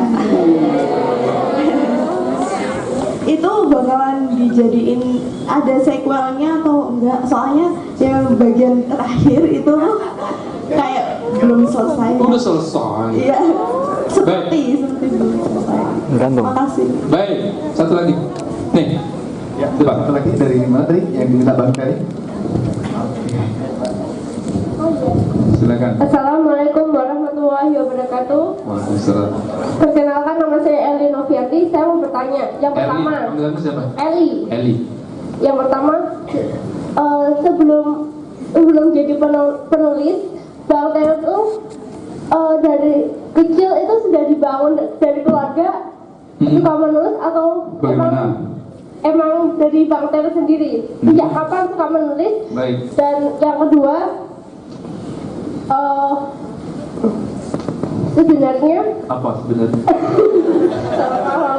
ya begitu. Untuk itu loh, cerita hujan. Kok bisa sih di itu loh, Yang nggak ngerti kalau kamu nanya-nanya itu loh. tentang yang tahun 2042 itu. Inspirasi apa yang membuat Bang Tere itu Baik. menceritakan hal tersebut? Terima kasih. Sama-sama. Baik. Yang pertama, bagaimana promo di awal-awal kepenulisan saya? Tidak ada promonya. Saya bahkan baru bikin Facebook saya itu jadi page tahun 2011 saat novel Hafalan Surat Belisa sudah rilis. Jadi ketika Hafalan Surat Belisa rilis filmnya, banyak orang nyari-nyari tahu tentang Terelie. Saya baru kepikiran bikin page Facebook. Jadi saya terlambat sekali dibandingkan dengan penulis-penulis lain yang bikin page Facebook. Salah satunya terlambat sekali dibandingkan Mario Teguh. Mario Teguh udah 19 juta followernya kan ya? Saya baru 3 juta, hampir 3 juta. Karena saya terlambat 3 atau 4 tahun dibandingkan mereka-mereka. Tapi tidak apa-apa. Nah, kalau kamu penulis sekarang, jangan diabaikan dunia media sosial. Jadi kalau kamu bikin novel, mulailah bikin page Facebook kamu atau di Twitter atau di Line. Twitter janganlah, Twitter tuh kayaknya mau mati tuh. Ya, semakin lama semakin sedikit penggunanya. Instagram lah kalau mau rame gitu ya. Instagram boleh. Tapi pastikan kamu fokus. Jangan aneh-aneh di situ. Karena kalau kamu aneh-aneh di situ, nanti malah nggak besar-besar page kamu biasanya begitu.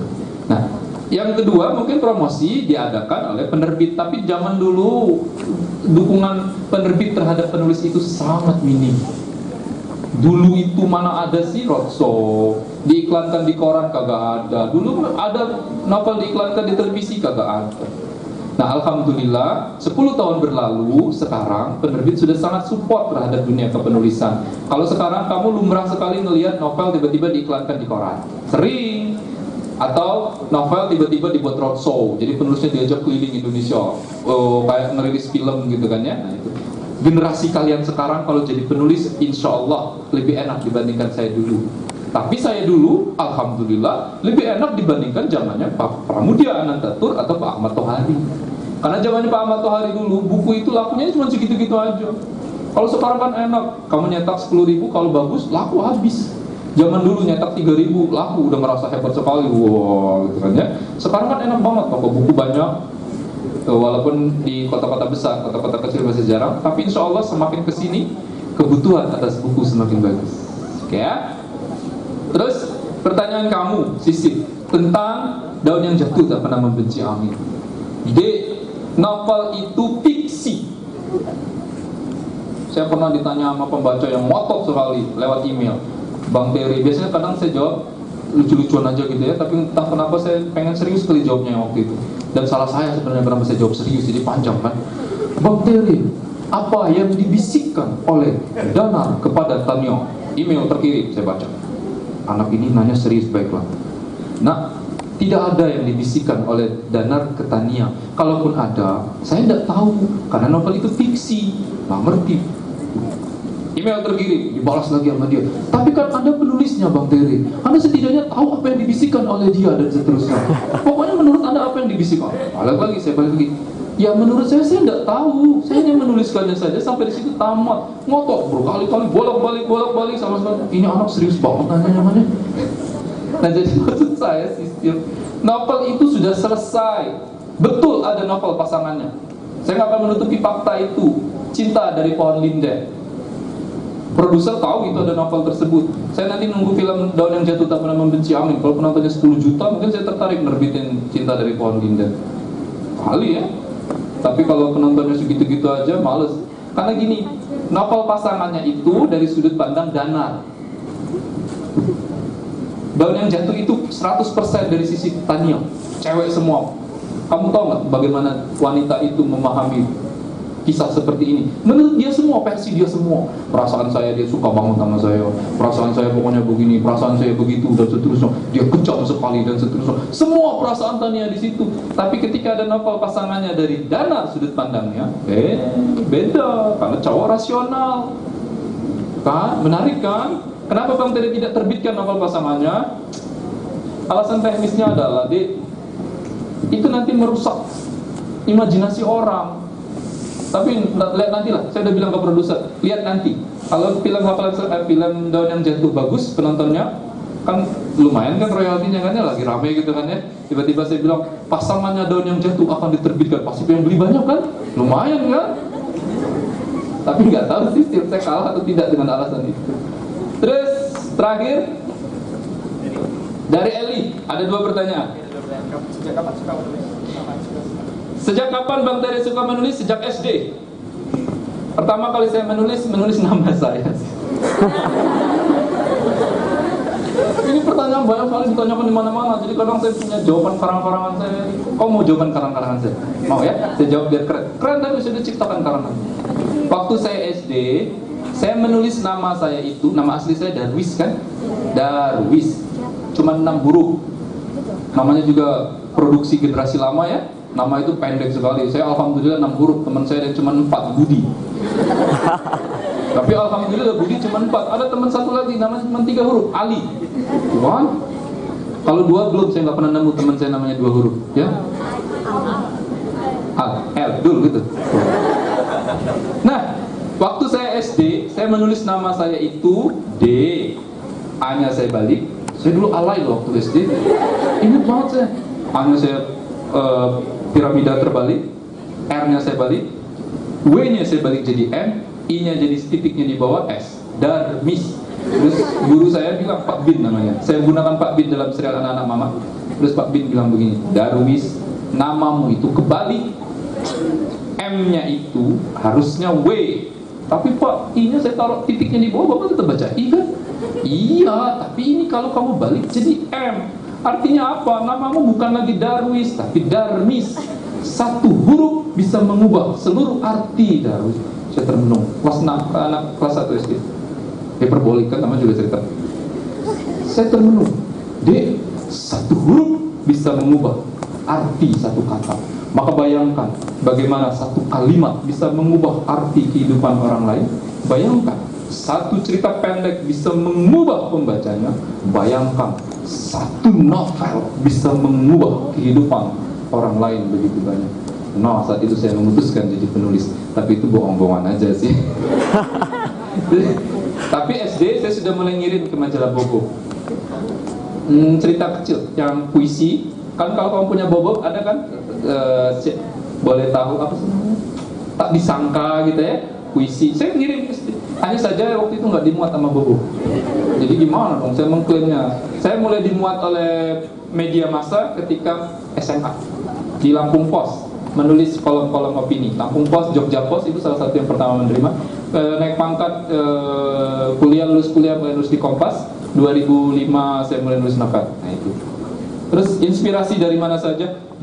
Inspirasi dari mana saja? Jawabannya inspirasi dari mana saja. Oke, termin berikutnya ya. Ya, termin berikutnya. Monggo, Mbak. Singkat aja ya, Mbak ya. Apa pertanyaanmu? Niki ngagem basa Jawa. Boleh. Oh nggih. Kenalke asma kula Pradika Zahra Pertiwi, saged biasa dicelukke Dika. Kula saking UIN, jurusan Ilmu Perpustakaan semester sekawan. Ngerti mboten, Mbak? Ngerti. Oh nggih, terus suwun nggih. Saniki kula lajeng kae nggih. Bahasa Korea aja saya ngerti. Sarangyo. Nah, niki kula badhe tanglet napa kok Bang Tere milih senenge nulis, napa mboten nyanyi, mboten ngeband, napa mboten sek liyane, napa dadak nulis? Kamu tuh guyu atau apa sih? Nggih niki kula tanglet. Iya. Terus sing nomor kalih napa Bang Tere milih pemanis teng novel tentang kamu niku ngagem tokoh Maximilian niku kan tokohnya rada-rada embuh nggih, kakek-kakek niku. Angsal inspirasi saking pundi? Napa saking mbahe? Napa saking sinten? Terima kasih. Baik. Assalamualaikum Saya kasih warahmatullahi 8 bahasa Inggrisnya, bahasa Jawanya. Berikutnya.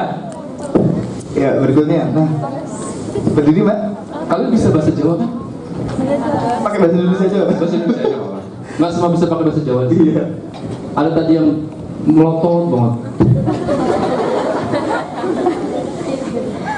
Ya. Assalamualaikum warahmatullahi wabarakatuh. Waalaikumsalam. Nama saya Akila dari SMA ITB Salam. Saya di sini mau tanya, sebelumnya mau curhat dulu. Ini suka nulis, cuman tuh banyak ide, jadi banyak cerita yang terbengkalai. Jadi mau tanya, Bang Tere pernah nggak sih kebanyakan ide Baik. sampai ya gitu? Iya. Saya tahu maksudmu. Terima kasih Bang Tere. Wassalamualaikum. Waalaikumsalam warahmatullahi Oke, wabarakatuh. satu lagi. Ya, yang belakang. Kasian kamu termarginalkan ya. Ya memang dia berdiri. Dia dari tadi macung-macung di belakang itu nggak ada perhatiin. Assalamualaikum warahmatullahi wabarakatuh. Waalaikumsalam. Ya, perkenalkan nama saya Aulia Firda Asyifa. Dipanggil? Firda. Kamu anak pertama kan? Enggak, ketiga. Kok Aulia? Saya memiliki dua pertanyaan buat Bang Tere. Yang pertama, Bang Tere butuh waktu berapa lama untuk menulis novel tentang kamu? Baik. Kemudian yang kedua, novel apa yang paling lama Bang Tere tulis? Baik. Terima kasih. Ya. Oke, Bang, silakan. Menulis novel tentang kamu itu sebulan selesai. Aku lupa persisnya, kurang lebih sebulan. Tapi yang lama itu risetnya, kan saya udah jelasin dari tadi kan. Setahun sebelum saya nulis tentang kamu, di kepala saya sudah muncul banyak sekali. Saya nulis novel tentang kamu, saya nulis novel tentang kamu, dan seterusnya, dan seterusnya. Sama dengan akhir tahun ini, insya Allah saya merilis novel yang judulnya Yang Telah Lama Pergi. Novel itu sudah lama sekali di kepala saya munculnya. Saya pengen nulis Yang Lama Telah Pergi, tokohnya ini, karakternya ini. Jadi semakin berkumpul gitu ya, semakin padat, semakin banyak, pada suatu titik saya siap menulisnya. Tinggal nunggu pemicunya saja biasanya. Waktu dulu nulis pulang, pemicunya adalah saya menemukan openingnya. Openingnya apa? Ketika Bujang menangkap babi di hutan. Nah itu. Nah kalau yang telah lama pergi ini, pemicunya belum ketemu, tapi harusnya segera tulis. Boleh jadi mungkin bulan depan atau pas Ramadan. Ramadan tuh enak sekali nulis ya, karena biasanya Ramadan saya mengurangi jadwal kemana-mana, paling cuma 1 atau 2, sisanya saya lebih banyak di rumah daripada saya bengong tidur gitu ya. Saya tahu orang puasa itu tidur aja berpahala gitu kan ya, tapi masa saya tidur melulu kan ya, bawa mulut juga pahala kan, tapi masa gitu kan. Nah itu biasanya momen terbaik untuk nulis. Jadi saya insya Allah mulai nulis itu. Jadi yang lama itu riset, ya itulah realitasnya. Terus hanya itu kan pertanyaan dia. Oh yang lama, novel yang paling lama itu biasanya karena terbengkalai. Contoh salah satunya adalah novel Bumi, Bulan, Matahari, dan Bintang. Bumi itu pernah ditulis sampai chapter 11 atau 12, terhenti selama setahun karena saya sibuk menulis yang lain. Nah setelah selesai yang lain, baru saya balik lagi. Jadi Bumi itu naskah pertamanya mungkin setahun lebih saya baru nulisnya, tapi itu terbengkalai. Bukan karena itu. Atau yang lama juga Cerbung, Kau Aku Sepucuk Angpau Merah, itu 3 bulan kalau nggak salah. Kenapa lama? Karena jadi cerbung. Jadi nulisnya kerja tayang. Malam ini diposting, siangnya baru saya ketik. Siangnya saya ketik. Pernah terhenti sebulan gitu kan ya, gara-gara saya ada pekerjaan nggak bisa ngetik. Terhenti sebulan, nanti setelah lanjut baru lagi diposting seperti itu. Rasanya tidak ada yang lama sekali, ya. Oke. Terus yang kedua, kamu nanya tadi, apakah Bang Tere itu punya banyak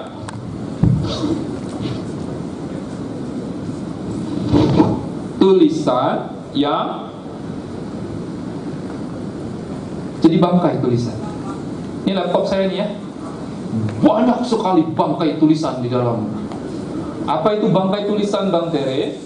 Bangkai tulisan adalah tulisan cerpen yang baru 3-4 paragraf, tidak ada idenya, selesai, tidak dilanjuti. Artikel pendek yang mau diposting di Facebook yang baru 1-2 kalimat, bingung kelanjutannya, selesai. Novel-novel yang baru 5-10 halaman, bingung mau dilanjutkan seperti apa, selesai. Banyak sekali, ratusan. Kalau ditambah dengan catatan artikel boleh jadi ribuan. Tapi apakah saya harus memusingkan itu? Ya enggak. Dek, kamu nulis 5 halaman novel, selesai, tiba-tiba ngerasa idenya nggak bagus lagi. Terus kenapa? Ya sudah, selesai, saya nulis lagi yang berikutnya. Mentok lagi Bang Tere, terlalu banyak di kepala saya. Selesai, enggak apa-apa deh. Keras kepala, jangan pernah takluk dengan hal-hal seperti itu. Kan yang repot itu adalah nulis, selesai, males Bang Tere, saya selesai. Ya nggak bisa kalau kayak gitu, kamu nggak bisa jadi penulis. Penulis yang baik menyadari realitas bahwa tidak semua tulisannya jadi.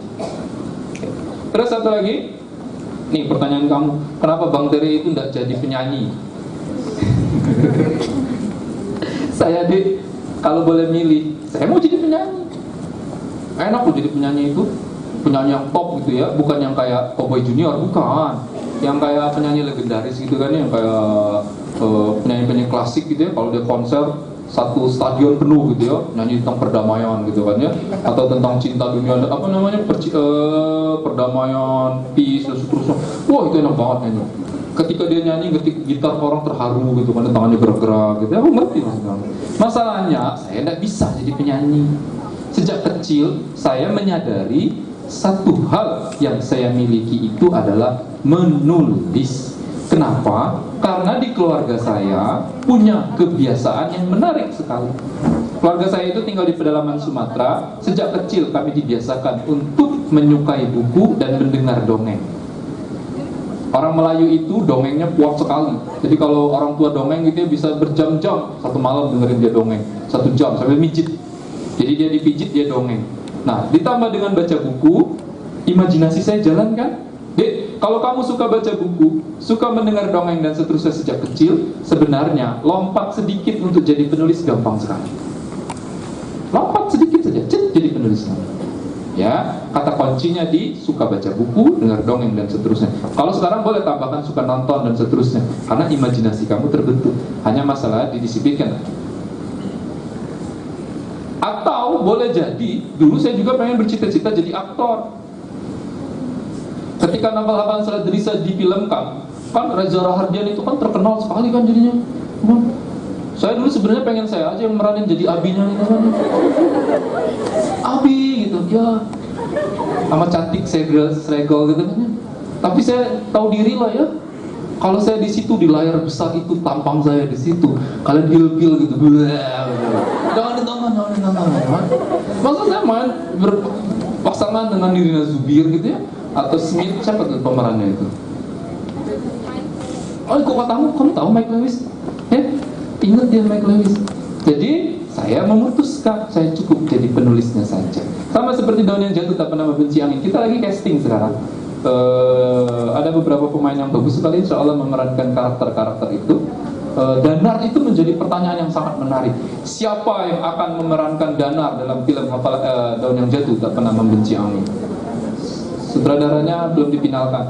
Saya kadang bergurau dengan produser, ngapain cari orang Pak, saya aja sih Pak sebenarnya. Saya sudah memahami ceritanya, penghayatan saya insya Allah bagus sekali dibandingkan mereka. Mereka nggak paham, saya paham. Contoh misalnya ketika adegan, saya lebih baik diceramai, dimarahi, dicereweti daripada saya dibiarkan diam berhari-hari dan seterusnya. Itu kan filosofis sekali sebenarnya. Saya bisa Pak membayangkan kejadian itu. Masalahnya ketika di kamera, apa istilah kalau akrab dengan kamera face kan? Masalahnya saya menarik nggak di kameranya kan?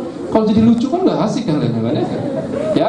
Jadi saya memutuskan jadi penulis. Nah, terakhir satu lagi dari pertanyaan kamu, kenapa ada Maximilian di dalam tentang kamu? Itu menarik sekali. Saya sudah memutuskan sejak awal, saya pengen memasukkan karakter tua yang pendengarannya berkurang. Jadi bertengkarlah dia di situ kan, berantem dulu kan. Ini anak kamu bukan sih sebenarnya? Anak kamu dan seterusnya. Lucu kan? Nah, itu sebenarnya dibuat untuk menjembatani Aime dengan zaman Zulkarnain. Tidak ada Maximilian, maka Aime dan zaman tidak bisa diakrabkan sedemikian rupa. Coba bayangkan novel tentang kamu sekarang, di bab itu tidak ada Maximilian. Gimana cara Aime dan zaman saling ngobrol satu sama lain? Nggak bisa. Tapi dengan adanya Maximilian, kita bisa bikin dia manis sekali. Makanya disebut sweetener, pemanis. Ketika ada adegan zaman memeluk Maximilian, bilang, iya Pak, nanti saya balik lagi ke sini. Aime kan merhatiin, kamu betulan bilang begitu? Ya betul. Nanti ketika dia ketemu lagi jadi pemancing, ada salam dari Maximilian gitu kan ya, jadi pembicara. Karena kalau nggak ada itu gimana caranya? Halo zaman, aku minta fotonya sekarang. Jadi gitu plain, pembicaraannya nggak ada sesuatu yang manis. Tapi ketika di ujung cerita, di ujung telepon ada salam dari Maximilian, masa iya dia ingat, dan akhirnya jadi ya. Jadi kalau kamu nulis besok lusa, saat kamu nulis sesuatu selalu temukan detail-detail kecil yang bisa jadi pemanis. Yang ketika novel itu ditutup, novel yang menarik itu adalah yang ketika novel itu ditutup, karakter favorit kamu banyak sekali.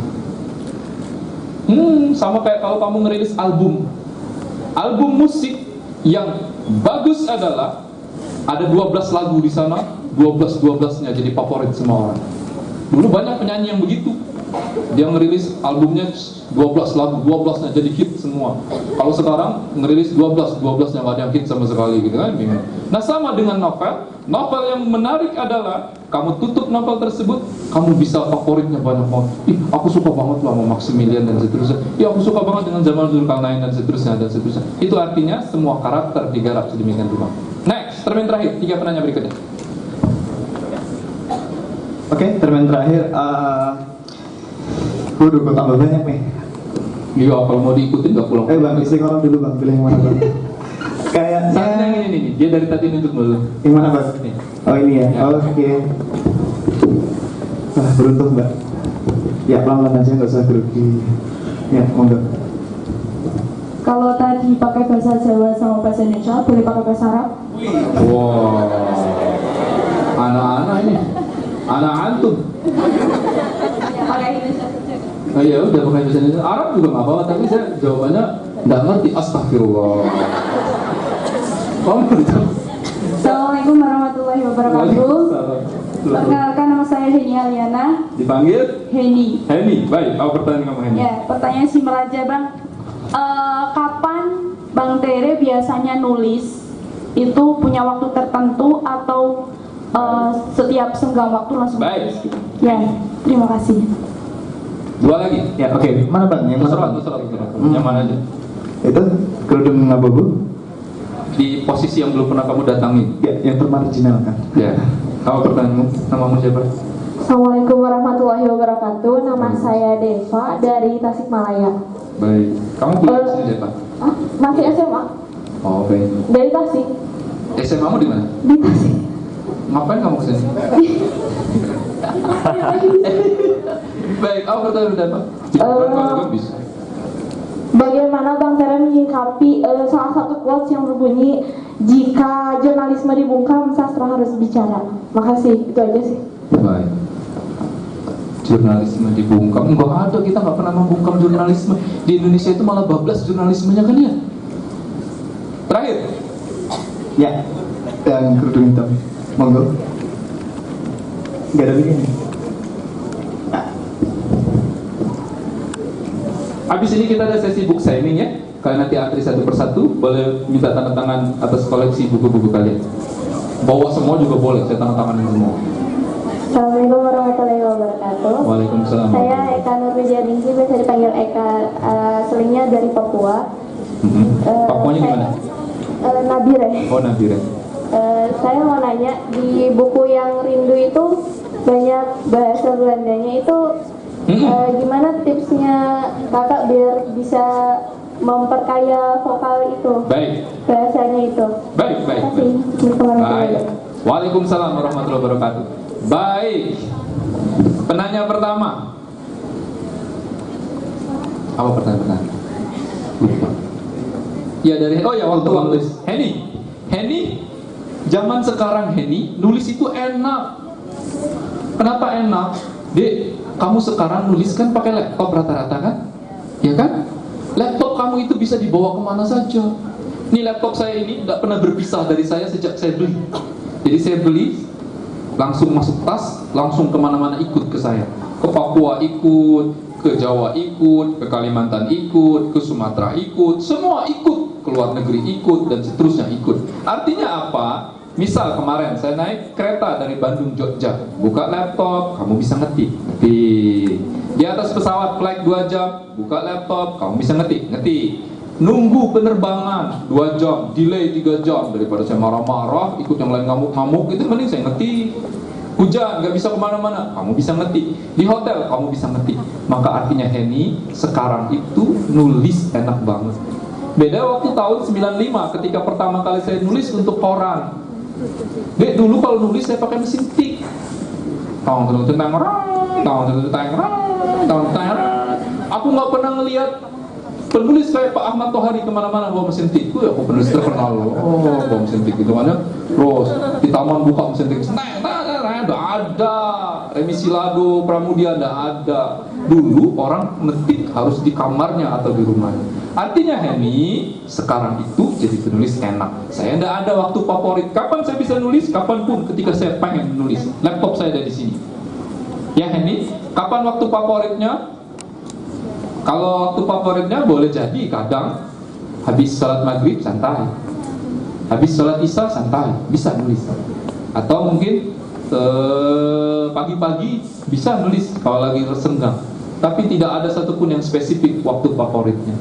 Novel pulang itu 30% ditulis di atas kereta. Kamu nggak tahu kan? Itu ditulis 30% di atas kereta. Bandung, Jogja. Saya sering ada acara waktu itu, bolak-balik daripada saya nggak ada kerjaan, saya buka novelnya, saya ketik. Sebelah saya lagi baca novel, saya juga nggak tahu kalau penulisnya lagi ngetik di situ kan ya, dia lagi baca 1000 kan. Wah, novel saya bodoh amat ya kan? Semakin keren pemandangannya, semakin semangat saya nulisnya. Ya. Oke, penanya kedua. Oh iya, hari ini rasanya jurnalisme kita tidak ada yang dibungkam dan seterusnya. Tidak ada. Kita itu jurnalisme kita sekarang itu malah bablas sebenarnya. Jadi sebenarnya posisi penulis sastra itu kalau saya adalah saling melengkapi. Saya menyadari sekali posisi saya hanyalah penulis novel. Apa itu penulis novel? Dia adalah penulis novel, bukan ahli tafsir, bukan ahli hadis, perawi hadis, bukan orang yang harus kalian dengar, bukan. Makanya kalau tiba-tiba saya nulis tentang politik gitu ya, saya memberikan pernyataan yang menarik sekali tentang apa gitu ya, tentang misalnya ulama dituduh berbohong dan seterusnya. Saya tidak dalam posisi menceramai orang, tidak. Saya hanya dalam posisi sebagai orang kebanyakan yang kebetulan punya page, yang kebetulan bisa menulis, menjelaskan situasinya. Menurut saya Ketua MUI tidak berbohong. Kalau menurut kamu tetap berbohong, ya monggo silakan, gak usah ribut kita Pak. Nah itu, jadi menurut saya penulis itu saling melengkapi satu sama lain. Kalau kamu jadi penulis besok lusa, tergantung pilihanmu jadi apa. Jadi jurnalis bisa. Jadi jurnalis itu juga penulis, dan itu juga butuh idealisme, digigit, disiplin dan seterusnya. Penulis novel juga sama. Ya, terakhir.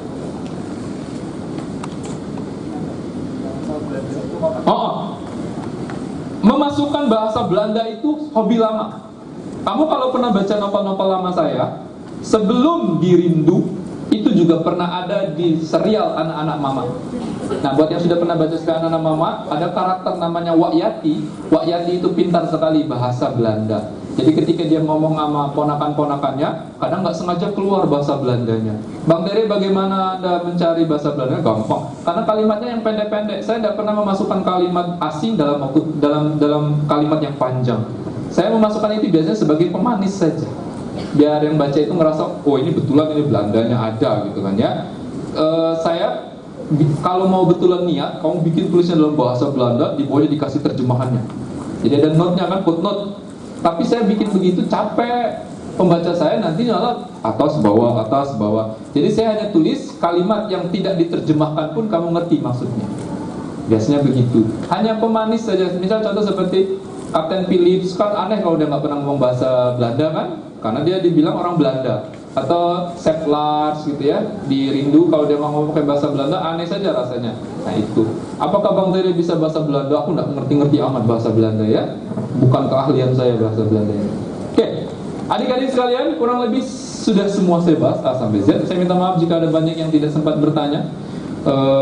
Nanti pas book signing boleh kalau mau nanya, tapi waktu kalian tidak lama. Jadi book signing, nanya sebentar, nanti saya jawab. Kurang lebih itu. Semoga pertemuan kita hari ini bermanfaat. Saya serahkan kepada Mas Moderator. Terima kasih. Ya.